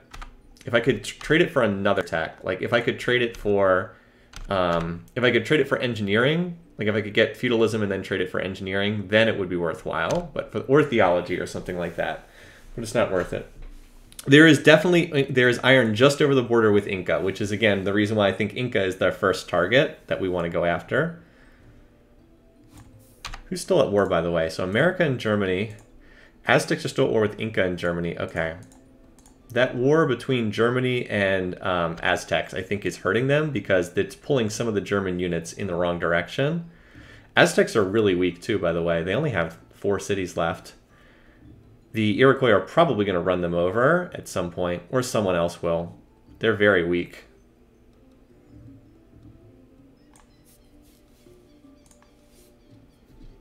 Germans are weak, too. Oh, attacking across the river? The river crossing penalty? That wasn't very smart. Did manage to get the kill, though.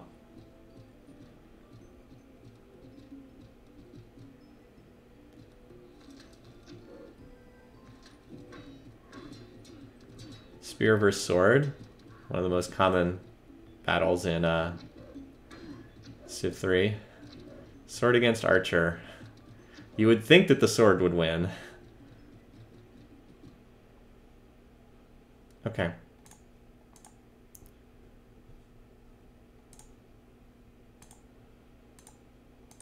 Alright, goodbye, buddy.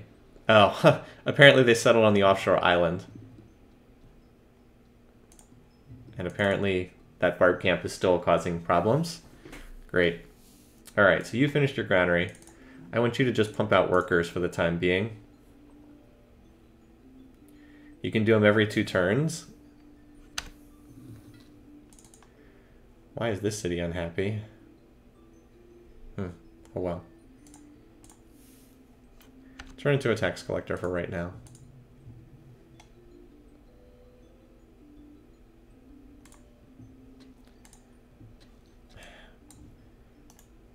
Really should try to clear. Alright, I've got an elite spear.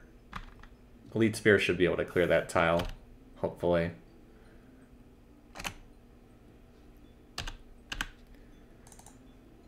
Alright, there we go. You've almost got your granary done.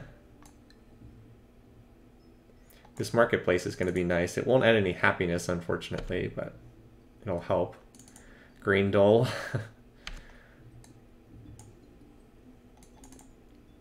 Blockhouse is almost done its market, too. This city... Oh, look, the worker... They're actually helping me, look. The Incas are helping me by putting a road on that tile. Edgewater, too. Almost got its granary done, even though I've done, like, nothing in terms of tile improvements here.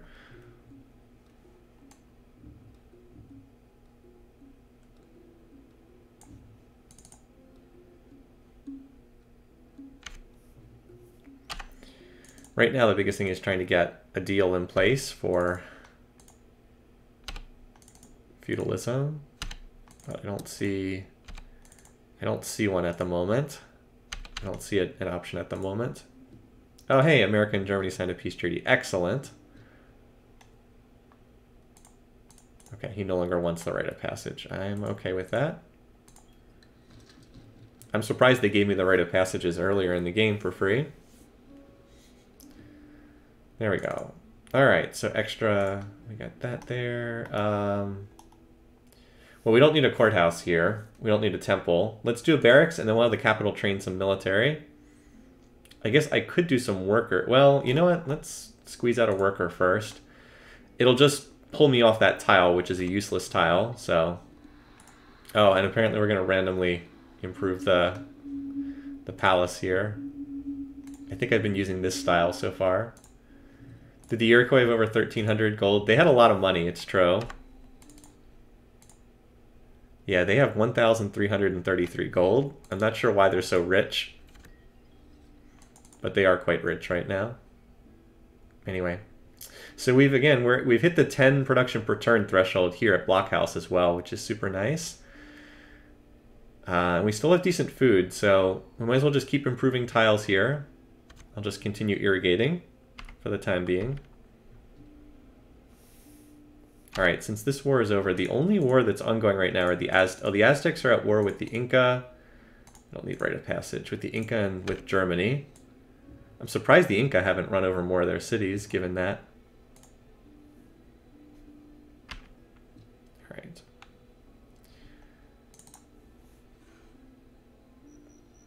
So you should probably improve at least one of these hill tiles. And you, I'm going to try to finish off this barb camp with. We're up to 60 production per turn, or 60 gold per turn now. And we're finally going to squeeze out more workers. Cowcut Zone is on it. As I said, not quite able to do a worker every turn, but can definitely help. So these, I'll just send these workers up to Fertopolis and Grain Dole.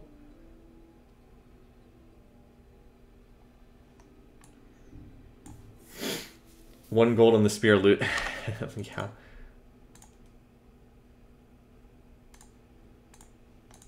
I hate that I have to literally click, we would like to propose a deal every single time. Like, in order to see what they actually have on the trade table. So, like, we actually are at a point where we can trade for feudalism, but it would take the whole economy. And if we can't turn it into 2 techs, it's not worth it. We need to be able to turn it into 2 techs, not just 1.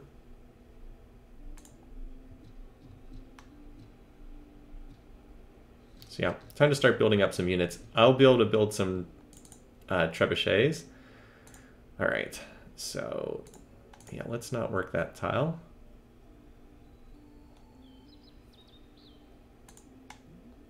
Actually, I might just do another worker here. Yes, it does cost me another population size, but if I'm just going off unimproved tiles anyway. No, actually, that's enough for right now. No, why does it always default to the Temple of Artemis? Like, seriously? Why the Temple of Artemis all the time? Seriously? Well, apparently building that, I guess the floor is the same for all of them. Apparently building that worker was enough that it wanted me to expand the palace. We'll get some nice green grass there. Anyway. So what's the fastest way to get up here? Probably just to work. I guess walking around like that is faster.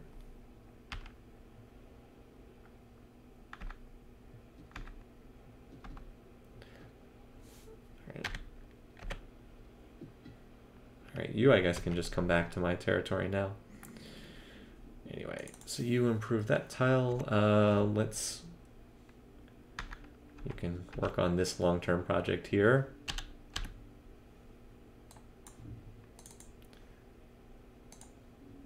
There we go. Still too corrupt to do much of anything, but hey, better than nothing.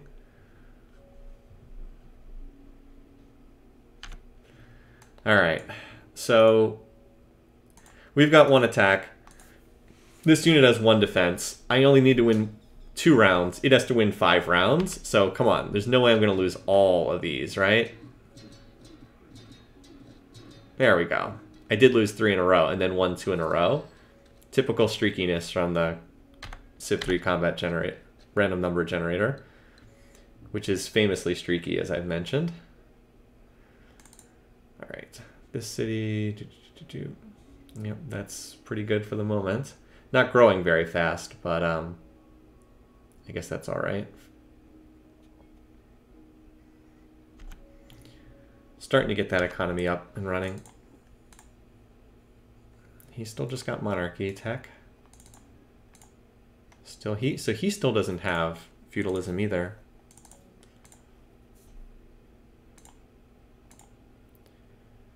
Ooh, well, we could make a better deal here. He's actually willing to take my excess furs. That could be worthwhile to do.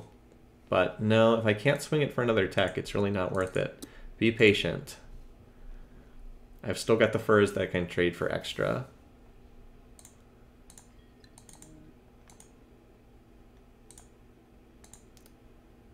He can't take the furs, so be patient. Yep, irrigating around the capital for sure. That's why I've got a worker here. Actually, these workers maybe would be better spent improving some of these tiles over here, like these plains tiles by the river. Well, I'm pumping out more workers. Green Dole has this worker that's going to come out and can join. Is this city going to revolt? Yes. I'm glad I checked that city. There we go. Fortunately, we managed to keep that city from revolting. Really wish I had one more luxury right now. All right, you are corrupt enough that I think well, courthouse or market. Both of them are a long way away, unfortunately. Let's stick it on market for right now, and we can always change. All right. Just do another worker for right now.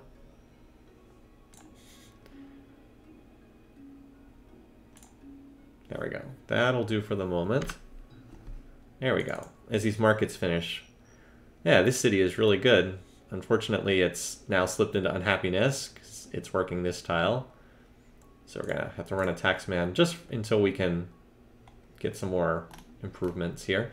And we even have the temple to provide a little extra happiness. By the way, I forgot you can actually sell buildings in this game. But definitely could use the courthouse, so let's do that. And then after that, we'll probably get a barracks and start getting some units. This city's unhappy now, too. Why did they all become unhappy so quickly? Maybe I can just do this. Nope, still not enough to make them happy, unfortunately. Well, let's get you a temple then. At least I can do that. It stops the city from growing, but it keeps me from having to increase the luxury rate. Boy, this city is really weak, isn't it? Oh, I see. It's not even connected. That's why. There's no luxuries here. That's why the city's so weak. All right. Well, we'll run a tax collector there. It won't grow, but at least it'll provide something.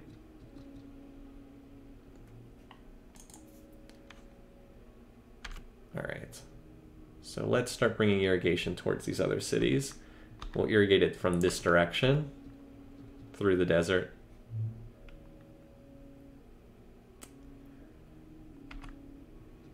All right, we'll work on this tile next. There we go. Oh, well, I guess we'll just pair up those 3 workers. Probably more than I need, but whatever.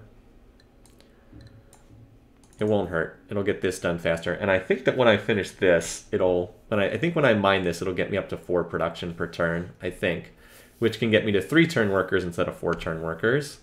And as we know, Cowcut Zone is producing them every 2 turns. There we go. Much better. I don't know why it would work this tile instead of this tile. Anyway. Still checking to see if anyone's discovered something I can trade for. Nope, still the same thing there. Just monarchy tech. Just monarchy and feudalism. See, he's down to almost a point where I'm not eating into my per turn income. Monarchy, feudalism. Waiting for someone to get invention. Or not... waiting for someone to get engineering or theology. I would be able to... So... Yeah, they can't get a tech without me seeing. I guess they could get chivalry. That's the one tech they could pick up without me seeing it. But they can't get theology without me being able to see it, and they can't get engineering without me being able to see it. They can't get invention without getting engineering. So the only thing they could get would be chivalry, which I'm not interested in anyway because I don't have the techs to build knights. There we go. Oh, hey, borders just popped. That's nice. We actually have a small chance to culture flip Hamburg with this because we're putting pressure on the city. So there's a slight chance of culture flipping that spot now. Not likely, but... Why is this city unhappy? Just make sure none of the other cities are unhappy. Alright. Hers restored in Camp Rage. I guess it just grew to size 5. Now, if I road this tile, does that make... Alright, that brings it... By roading the tile, it brings up in enough happiness to keep the city from revolting. 30%. Can you imagine how strong my economy would be? Let's say I had more luxuries. If I could run 10% luxury tax instead of 30%, I'd be at 96 gold per turn right now. So that's how much my econ's being held back right now, just as a result of this lack of luxuries.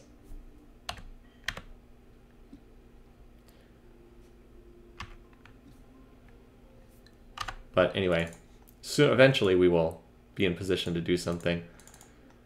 Most of my basic infrastructure is in place, and then I'll be able to start accumulating units and look to start smacking somebody. Still nothing else. Best target still does seem to be the Inca. It helps that they're in a war with the Aztecs right now too. But we'll see. Obviously, we would try to grab this city immediately, and then see if we could just capture the core. This would get me iron. Do they have horses, by the way? They do have horses. Oh, they just captured they recently captured the Aztec capital. Okay, so they're becoming stronger. But I wouldn't necessarily even have to take out every city. If I could even get like up to Cuzco, that would be really nice. We'll see. They also do have the statue of Zeus as well. Hi, Wishmaster. Yeah, Republic doesn't have military police happiness. Oh, so here comes an attack. Looks like Germany's getting ready to sneak attack the Inca down there. Germany definitely shouldn't be picking more wars with other sides, but it looks like they might be. So we just finished the temple here to get the borders to pop. And at this point, I really do need to do the market.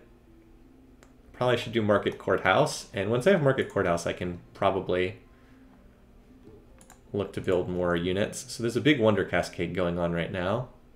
Graindole hit 100 culture. We actually have sizable culture pressure on Hamburg. Like, there's a decent chance this city could flip to us. Like, because we have 1, 2, 3, 4, 5. We have 5 of its 21 tiles in our orders right now. And that would certainly be a huge bonus if we were able to get that.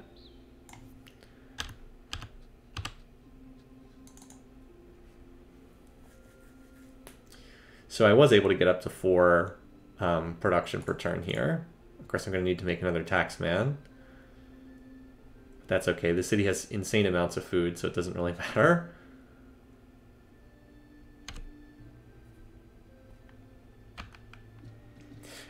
So culture flipping is based on, the main thing is just how many tiles are, it's mostly how many tiles in the 21 tile radius are in control of another city. But it's also based on distance from the capital is a factor, and also how many nationals are in, foreign nationals are in there. In fact, I probably should get some culture in these cities to try and flip Vilcus. Because if Vilcus gets a temple, then that's not ideal. Of course, this being, I am in Republic government, so, you know, I can just cash rush stuff. And this is kind of an ideal location to do it. Well, first let me see if there's a deal to be made this turn. If not, temples are relatively cheap. I can splurge on some temples over there. I kind of had forgotten, actually, that I could do that. All right, I think this city is, well, I was going to say it's okay for the time being, but it's really not. It's about to grow and pick up another tile, so I think we do need to keep just farming these desert tiles. All right, let's see if there's a deal to be made. Not with you. Not with you, dying guy. You only have 2 cities left. You are not long for this world, which is a shame because he was weak enough that he was a good deal partner. All right, just monarchy there. Feudalism's getting cheaper. But no one has invention. Oh, no. Wrong misclick there. We're not trying to attack you. Nope, nothing else. Just monarchy and feudalism. Yeah, monarchy's not expensive at all. All right, so let's see if we can get some border expansion here. There we go. There we go. And we'll pop the borders here. It's only like 2 turns worth of production, and Camp Rage will do the same. All right, so that cuts into my income, but so I expect to see that Germany has declared war on the Inca, just based on what they're doing right now. Aztecs, and oh, so the Aztecs managed to get a peace treaty somehow. All right, so we got the barracks in place. Now let's start getting some units. I do need another spear or 2. Look at that tile. Really sad. I do need another spear or 2, just so my cities have defenders, but then we'll see what we can do. All right, so you go back to doing your granary. All right, because like that poverty point's not covered with a spear right now. I'll have Chicken Pizza produce a spear for poverty point, and probably for itself in Blockhouse, just so everybody has at least a spear, and then we'll go from there. Carry on. All right, this other, no, I want the worker in here. I actually want you to mine one of these tiles. It'll take forever because mining hill tiles does take forever, but you just hang out there and keep giving me vision. Also, thanks to the, by the way, you can build tile improvements in enemy territory in this game. Another one of the kind of silly things about it. There we go. All right, that looks a lot better. We're at 5 happy and 5 unhappy there.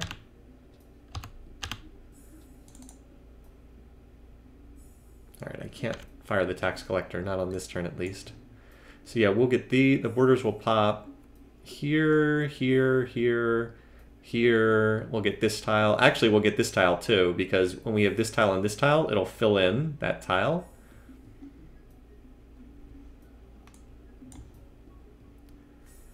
All right, so again, still mostly just quiet turns. I guess Germany is not attacking Inca because they would have already declared. I guess they're attacking the Aztecs. It's the only other destination that makes sense for them. You know, maybe Germany is a better target. Germany has no resources, no strategic resources. Like, so that all they have is archers and spears. They might make for a very easy target to go after because they don't have any strategic resources.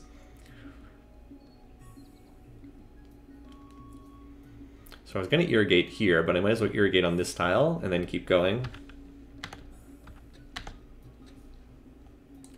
By the way, house port nowhere. I was going to say, can I fire this tax collector, but I can't. I can do this, though. Because that's better.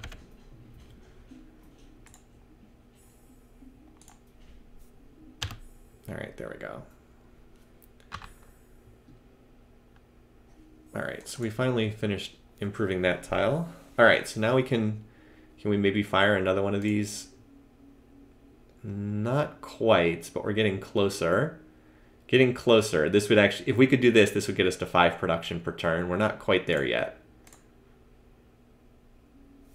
But like I said, we're close. So I'm going to move all of these workers onto the mountain because it takes forever to mine a mountain tile. 12 turns. With 3 workers, or 4 workers, I can do it in 3 turns, but you can see how it takes ages.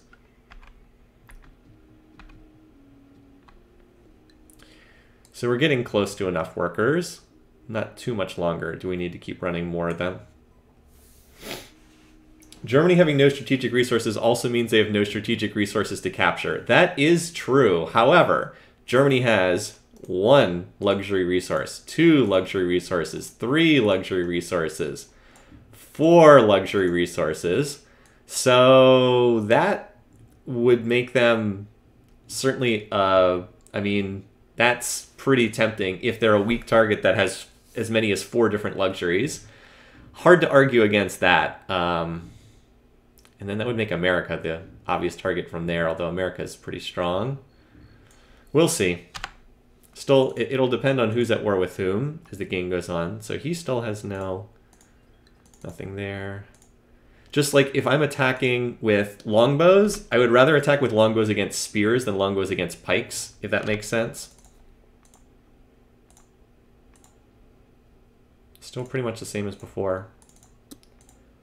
I'm just shocked at how slow the tech pace has been. I guess I'm used to earlier patches where the tech, and Deity, where like the tech pace goes way faster. By the way, thanks for subscribing, Dark Kuno. 3-month subscribers creep. Yeah. Just like if I were up to 5 luxuries, that would, like, again, I'm running 30% luxuries. If I could go down to 0%, I'd go up to 126 gold per turn. So it's really costing me 50 gold per turn right now to have to run the luxury tax this high. Oops. Oh, the city's at 9 production per turn. Really want to get that to 10. Maybe I can micro this and get it to 10. Just because that would really be helpful. So what do we do? The market in here? Okay. Honestly, I'm not sure the courthouse is really needed. This city is right next to the capital. It's not very corrupt at all. Let's do the barracks and prepare to build some units. So where do I have cities? What else did I click through? Oh, here it is. Temple of Artemis. Yeah, I don't think we want the Temple of Artemis. Also, Germany is sending all of its archers down in... Germany is apparently getting ready to attack the Aztecs, and they're sending all their units down here. So that would also suggest that they are not making a wise decision right now.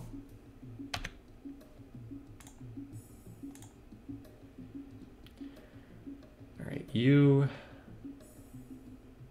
And here's that like donut hole where I wish I could have put another city down because like there's wasted tiles here. I wouldn't mind if Hamburg were to flip. If Hamburg were to flip, I might put another city on this tile just to redeem some of these. Or what I could do is I could have Hamburg join me, but then disband it and put a city on this tile and then on this tile, which is what I wanted to do. Still, it hasn't flipped to me yet, so let's not count the chickens just yet.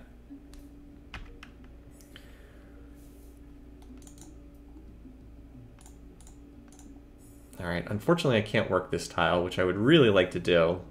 Unfortunately the city is unhappy. Just not quite enough. So do that. Or I could do this. No growth. But is it worthwhile to run that? No, probably not. All right, why don't you guys help this guy finish mining this tile? Deserted Hill's done for the time being. There we go.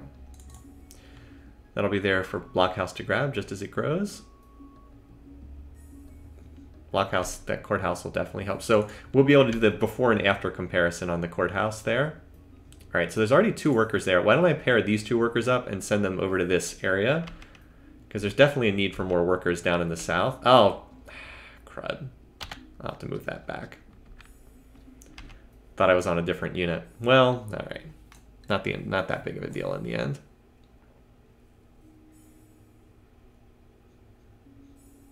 Looking forward to these cities popping their borders. Is anyone going to get another tech? This is such a slow game for technology. Nope, still just monarchy and feudalism. All right, maybe I really oh, here it is. All right, so the Aztecs are dead. The Iroquois just declared war on them. Their Monty will be dead shortly. Ah, grew another size. Dang it.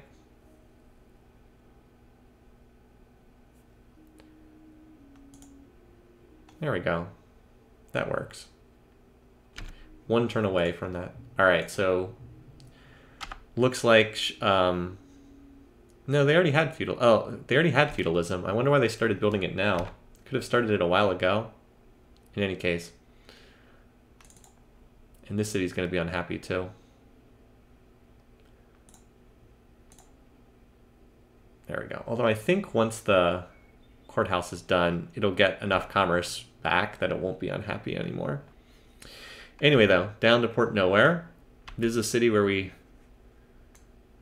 Actually, I think I should help them irrigate through the desert to Poverty Point and Barb House. I think those cities need the help more. Although they are corrupt, so maybe they're not needed. You know what? You can come over and help with that too. I do want to put a road on this forest tile. And otherwise, I think I'm good down there. Also, the capital... Yeah, capital still needs improvement on some of these tiles. Also, the capital is going to be unhappy, so let's do this. Glad I caught that.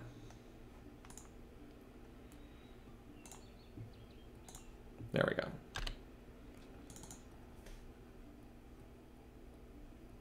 All right, so let me do this. All right, let's do this. Swap this over to there. All right, because that gets us to the magic 10 per turn. And then you can pick up this because you're just at 4 per turn, which is whatever. Trying to avoid that waste. All right. Now let's see if we can make a deal with anyone. You are about to die.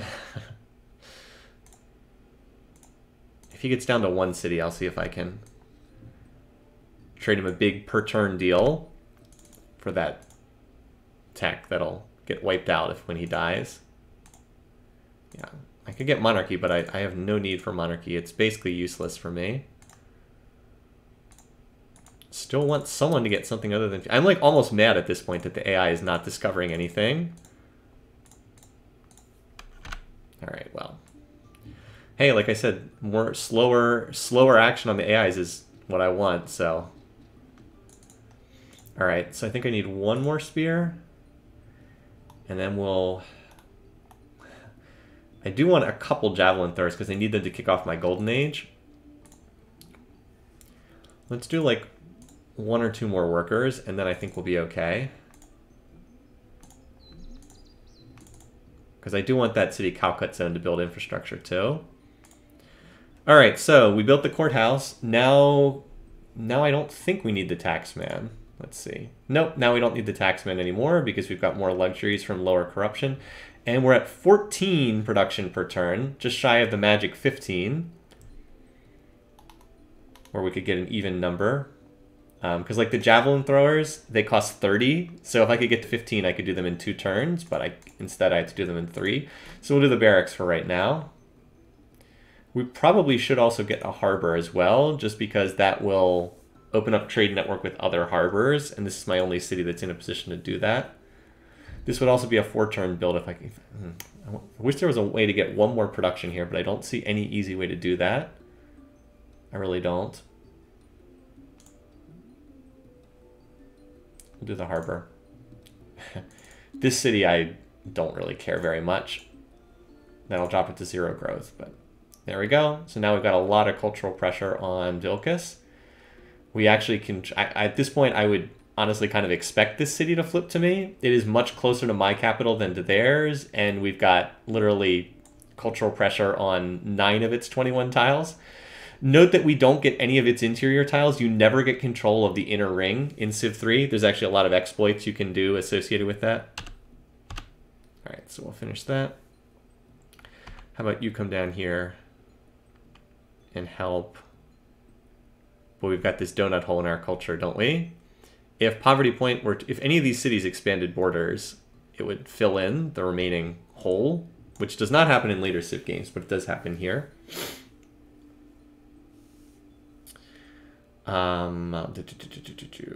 Let's connect these cities first, because that's part of the reason why they're unhappy is there's no resources at all reaching them. All right. So let's replace the warrior. Convert it into 2 shields. Oh, that's right. Oh, I forgot you get production from them. I could have used that in a city that was close to but hadn't quite finished something. Oh well.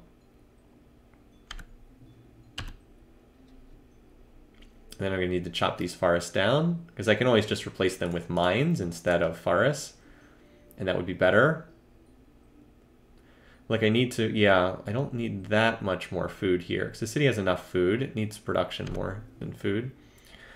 All right, so you hang out there. This spear will go to Blockhouse, and then we'll train some more new units. Calcut Zone, how about you do 1 more worker, and then we'll have you start growing again. So I'm going to have you start farming some of these floodplains tiles in anticipation of the city growing. You two are going to road this tile. You are going to come down here and help farm in the desert. Those guys have that tile covered, so why don't you come down here and start roading this tile. How's this city doing? We've actually got an excess person here. There we go. Well, actually, it's probably better just to turn that person to a taxman. 1, 2, 3. All right. Someday this city will actually have enough production to be useful. So we're going to mine that mountain, and then we're going to road here, and then they'll come over here and mine this mountain. And then the mountain tiles do become quite good once they are once they get improved. They become 3 production tiles. 0 food, 3 production, 3 gold, which is not bad. And this city needs some improvement too. It's a little low on food, so I might need to irrigate some of these plains tiles, but a lot of production. Good city overall.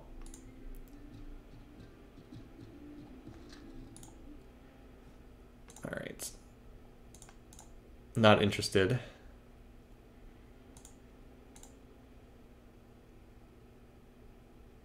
I don't have a trade connection with him, interestingly.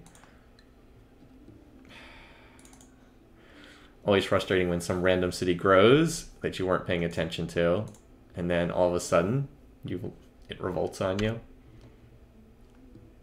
All right, so the Iroquois have feudalism, or chivalry, excuse me. They also have feudalism, but...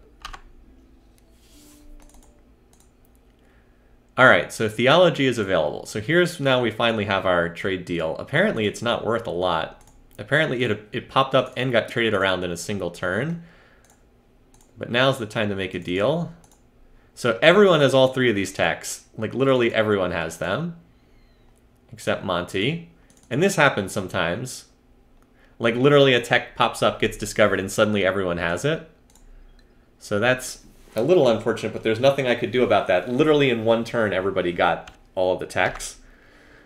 Although maybe I didn't check last turn. So we need to get feudalism in particular. Theology is not as important. Hopefully, let's see who has the best deal. One of the people who I can trade for furs with, I think the Incas. We'll trade for my furs. This is the real expensive one, yeah. Although we're at the point where it's not that bad.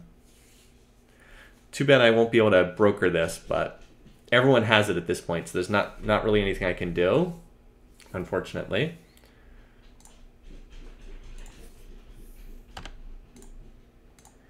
At least I can get this tech without even cutting into my per turn income, which is good.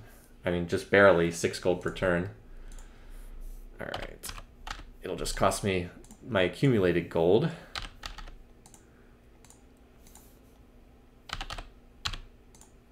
All right. Close to a deal, 802. All right, there we go. So furs, 6 gold, 800 gold. All right, so there we go. So now we can see they do have chivalry, no surprise. But now I may be able to broker a deal for chivalry. Who has chivalry right now? All right, Inca and Germany have it. Looks like that also got traded around and everyone has it. Yep, literally everyone has it. So they went from none of them having techs to all of them having every tech, which again is very standard for Civ. But at least I can pick up monarchy here. He's willing to trade me per turn. I guess he only has 3 gold per turn, but he'll trade me everything he has for it. So that's nice. I'll get a little bit of gold back. All right. So let's see what we can do, what else we can do. So we picked up feudalism, which is the super expensive tech. Again, I probably don't want to make a deal for theology. I'd love to try to get engineering and then broker it for theology, or vice versa. That would be where to go. Yeah, so knights are in play now. For those who have the strategic resources to build them, which Germany does not. Which again is probably the reason why Germany is probably the best target, just because they're weak. They don't have a lot of cities. They only have 5 cities, or 6 cities with that one up there. And they don't have iron, so they can't build any strategic resources. I don't have any active deals with them, do I? Just the rite of passage, which I could cancel.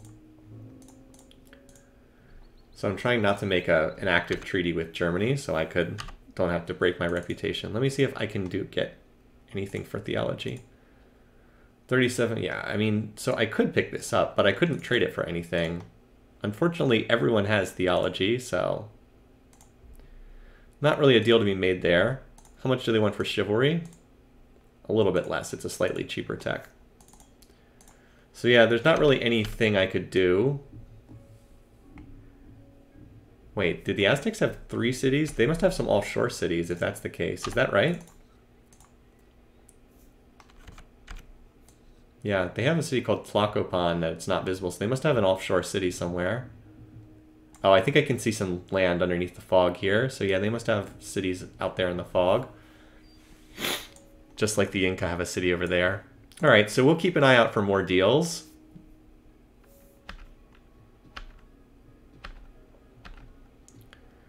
But I think that's sufficient for the moment. Actually, Edgewater is probably a city I should improve over these corrupt ones that are useless at the moment. Work on that. All right. Let's mine the mountain tile at the capital. It's going to take a while, but road that. Oh, hey, they actually did manage to get the mine done there.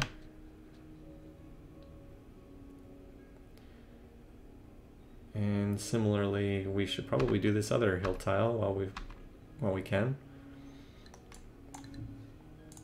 There we go. So there's the mountain. See, strictly inferior to hills. Mountains are always worse than hills, but we're up to the magic 5 production per turn, so now we can do a worker every 2 turns. And in fact, with that being the case, well, I'll finish one more from Calcut Zone just so I can pair these two.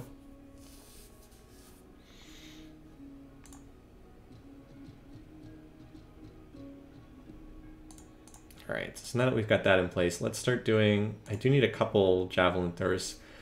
So these guys are, how much do they cost in terms of production? 30? So this is slightly wasteful to build them here in 3 turns, but I think it's the best I can do for right now. Once I get this hill mined, I can probably get up to 15 per turn and build them in 2 turns, but it's okay for now. How much are the catapults? They're only 20.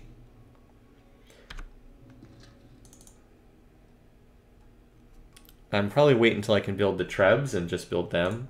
All right, so you now need to start building your infrastructure. You start with the market, and you're just going to grow upwards now. You can do a couple more workers for me.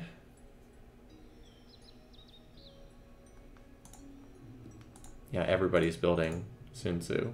Oh, hey, look at this. Berlin just finished a wonder. Yet another reason that makes them a more attractive target.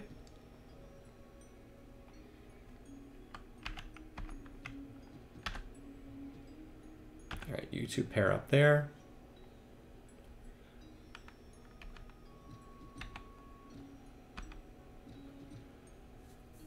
Look how long it takes. 12 turns. I guess that's not that bad. It's 8 for the hills. Road, road. There we go. You can build that last road connection in the hills there. All right. So 75 gold per turn. So I'm trying to keep a closer eye on this because I really do want to be in a position to make the next brokerage. So I kind of need to keep looking for when someone has something other than theology and chivalry. As long as they just have theology and chivalry, there's not a ton I can do. I really want engineering. This is the one thing that can be frustrating is if the AI could choose to ignore engineering and invention and just go down the top of the tree, theology, education, all the optional texts up here. Sometimes they wait. Sometimes they hit the top of the tree. Sometimes they hit the bottom of the tree. And there's not a lot I can do if they don't go for some of these. Because, like, I don't want to go to war. Oh, you know what I could do? I could build archers and look to upgrade them into longbows later on. That might not be the worst idea. Yeah, that legit might not be a bad idea. Build, like, 15 archers and mass upgrade them. It would be expensive, but... yeah, the mausoleum is terrible. Don't get me wrong. It's not very good in this game.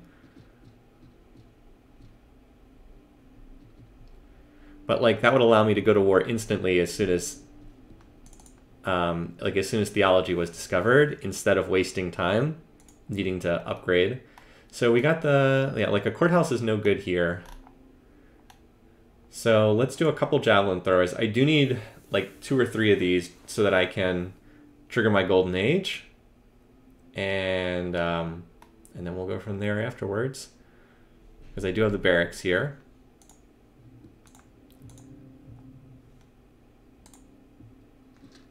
All right. So I want you, boy, and I really wish Hamburg would flip to me. That would sure be nice. I want you to keep working on roads, while these guys work on mining that.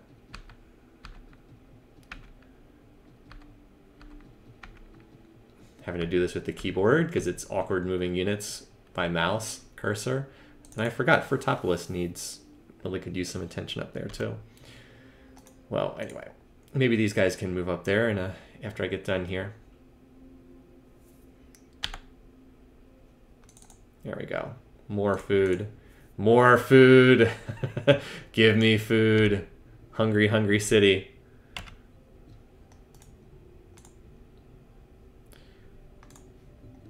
All right.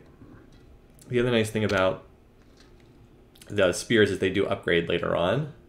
Like they can upgrade into pikes and muskets eventually.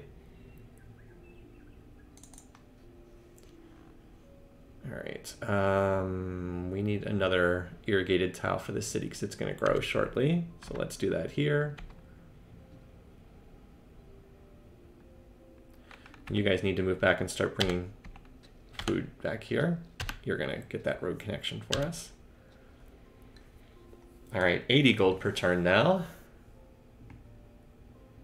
Although my income will go down as I build units, keep that in mind.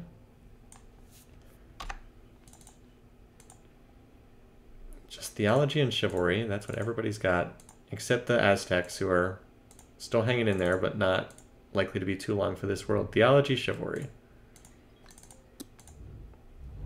Theology and chivalry. Just those techs. Let's play up to the 80 swap over, and that'll be a good time to stop. So the javelin thrower is the replacement for art. That's true. Javelin thrower are the replacement for archers. So yeah, building a fair number of them would be a smart idea because they trigger the golden age and they also upgrade into longbows. This city is so hard to keep happy. Just got to micro it constantly. Oh, Sistine. Well, that just means theology, which they already had. A lot of wonders out there in the Cascade right now.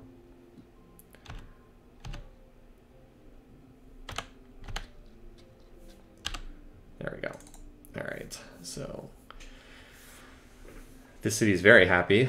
Look at all these happy. It's because we've got all the commerce from these gold tiles converts into more luxuries. So I might as well keep improving the floodplains, keep giving them more food. I'll have to chop down the marsh tiles eventually, but that takes a long time in terms of worker labor. I guess I should also improve the desert oasis.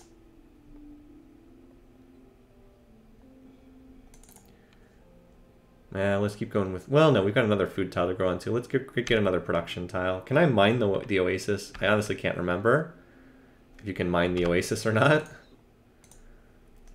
So the Aztecs are still hanging in there somehow. Theology, chivalry. Theology, chivalry.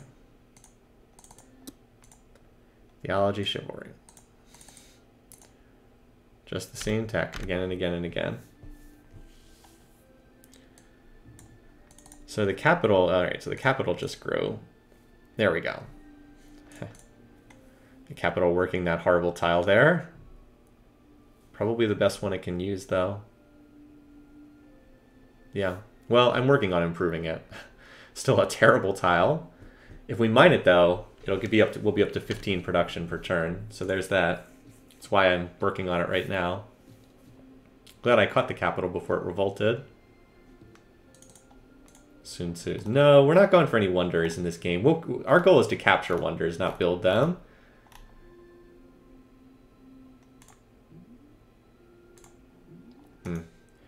Some wasteful builds here. Try to do the... It's like, I get to 26 per turn. 26 after production after 2 turns. So it's pretty wasteful, but I don't know what else the alternative is. A temple that I don't need. A courthouse I don't need.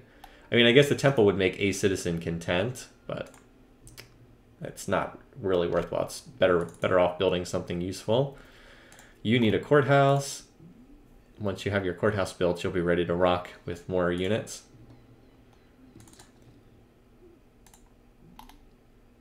You of all cities could certainly use a courthouse. I think I've got enough workers. Let's have you try to get your courthouse. You would certainly benefit from it. All right, you're okay until you grow again, which will be like 1 turn because of your absurd food amount. All right, so we've got our first harbor. Now what that does mean is we can work these water tiles, which by the way are quite good. Like water tiles and coastal tiles in particular are not bad, especially once you get a harbor. So now that we've got that in place, let's have you do the barracks. Can I get to, ooh, if I work this tile, I can get to 15 production per turn, which is really nice. How much are the barracks are 40. So that doesn't make a difference for the barracks, but it will for units. So that's why I'm happy to pick up that tile. And another city becomes unhappy. All right, there we go. That'll take care of you. So we have the Temple of Artemis gets finished in Cuzco. Kind of useless to build it this late. That's the one that puts a temple in every city, but it gets obsoleted early on, so it doesn't really do a whole lot to build it at this stage of the game. All right, so we can bring irrigation here. Although, like I said, I think that city's corrupt enough that it's not going to do a whole lot. So somebody should be working this tile. How about you work that tile? And then you pick up this one. Although it's going to make you unhappy. So we're going to need to run an entertainer somewhere. Or a taxman for now. I guess that works for now. How about you? You seem okay as far as happiness goes. Yeah, 2 archer replacements in this game. Neither one adds a point of attack. It is a little odd. Let's just send these guys like to right over here in position to be able to attack.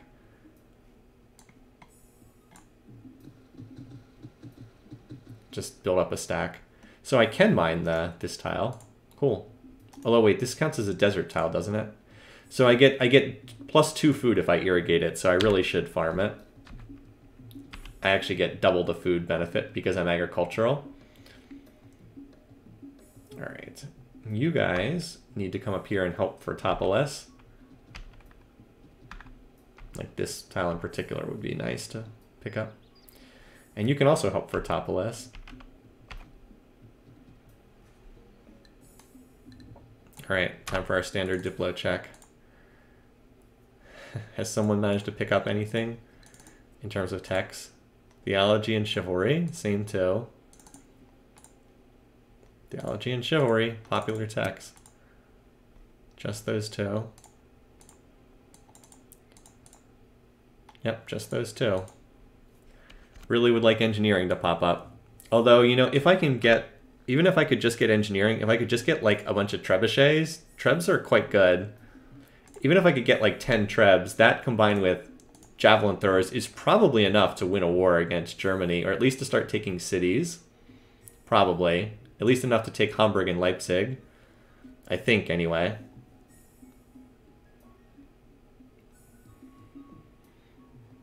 We'll see. That's probably for the next streaming session, though. We're just putting ourselves in position. So you've got that 10, very nice 10 production per turn. How about you do some catapults? Because we can always upgrade them to trebs later if we would get invention tech. All right, you... Where are you? I scrolled you off the screen, didn't I?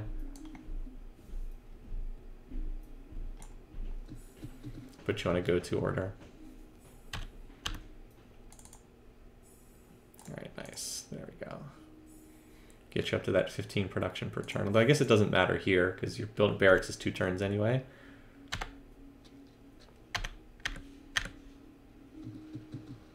All right, so we're just gonna hang out with our stack here. Finally building up some military. Note that we're up to 101 gold per turn, and that's with the gold payment still going out. Like, we're still paying the 6 gold per turn. I guess we're only paying out 6 gold per turn. That's not bad. Wait, what? Maximum hypertext limit exceeded. Okay, I don't know what that was. So, not a surprise, the Aztecs still have nothing. He's still got nothing. Theology, chivalry. Theology, chivalry.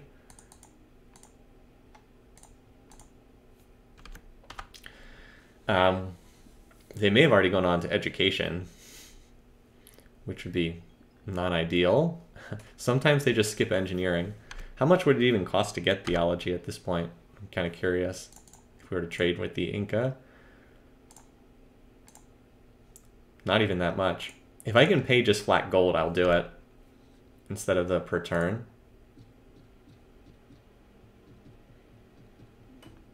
Incas build another wonder. All right. So this city's just about maxed out right now. Why don't I have these guys? Maybe I should work on this desert here, fill in these patches. This can be shared by a couple cities.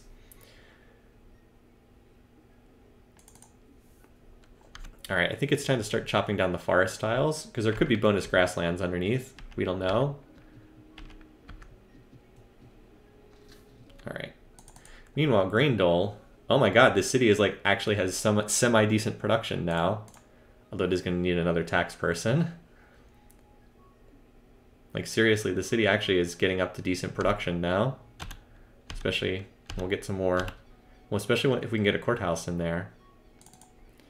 Meanwhile, this city has more food than it knows what to do with.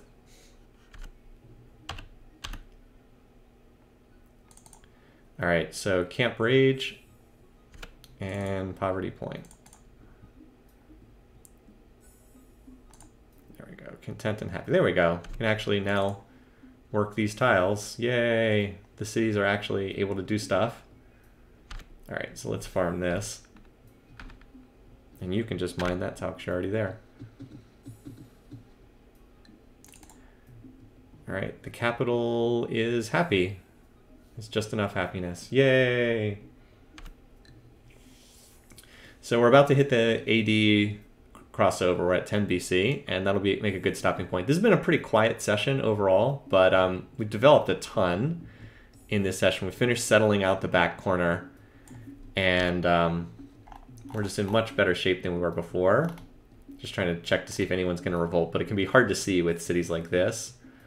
Like, we've got most of our key infrastructure in place in our core cities, and that's going to open up the ability to make attacks, or at least start building units. And I still think, and I really do think Germany is the best target.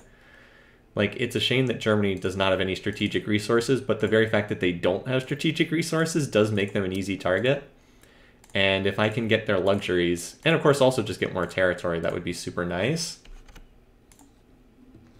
Yes. Would you listen to our counter proposal? How about we not declare war on the Germans, because you're about to get kicked off the continent.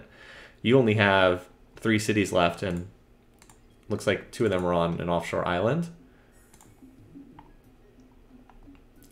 Yeah, have to keep building these inefficient javelin throwers. Again, once that mine finishes, there'll be 2 turns. I could have sworn this city was not going to revolt, but I thought I just checked this city, but whatevs.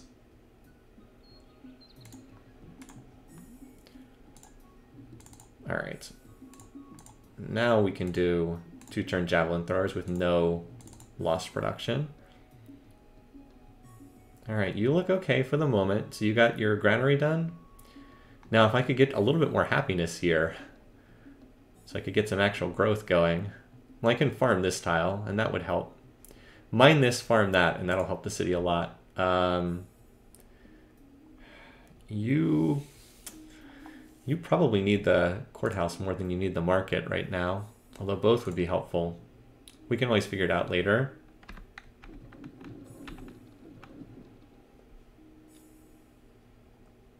Well, let's road first, and then we'll chop the forest. Because we can always mine the tile afterwards. All right.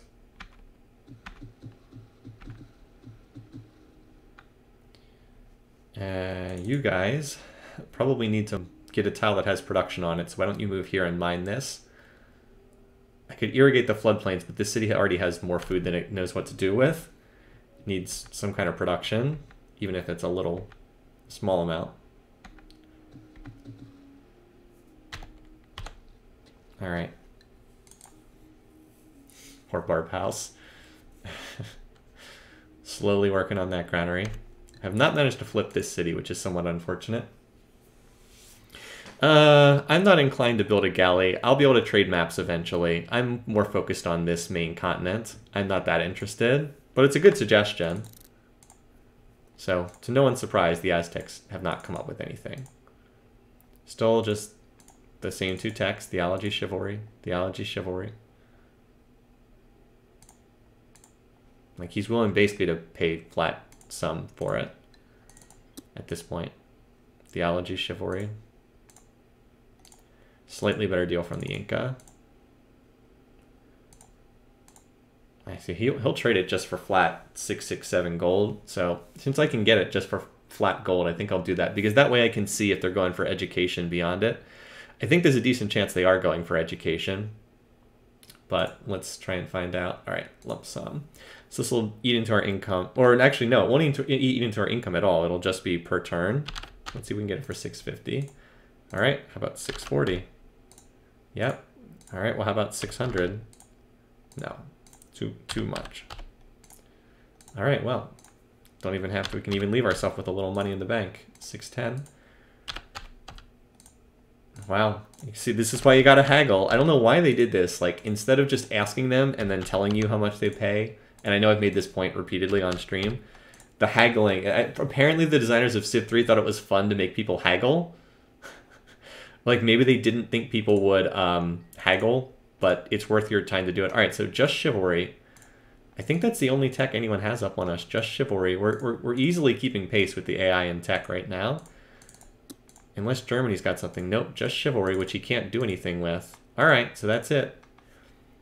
Just chivalry is all we're behind. Still hoping someone will come up with engineering so we can at least build trebuchets for their bombard attack.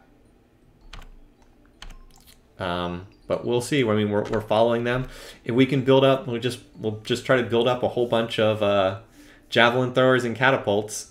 If we can get like 15 javelin throwers and get 10 catapults, and we'll see what we can do. See if we can run over Germany's cities. But that'll have to be next time. Yeah, Aztecs lost this city. They're down to 1 city on the continent, and then they have some offshore cities. So they're going to be ejected off the continent pretty soon.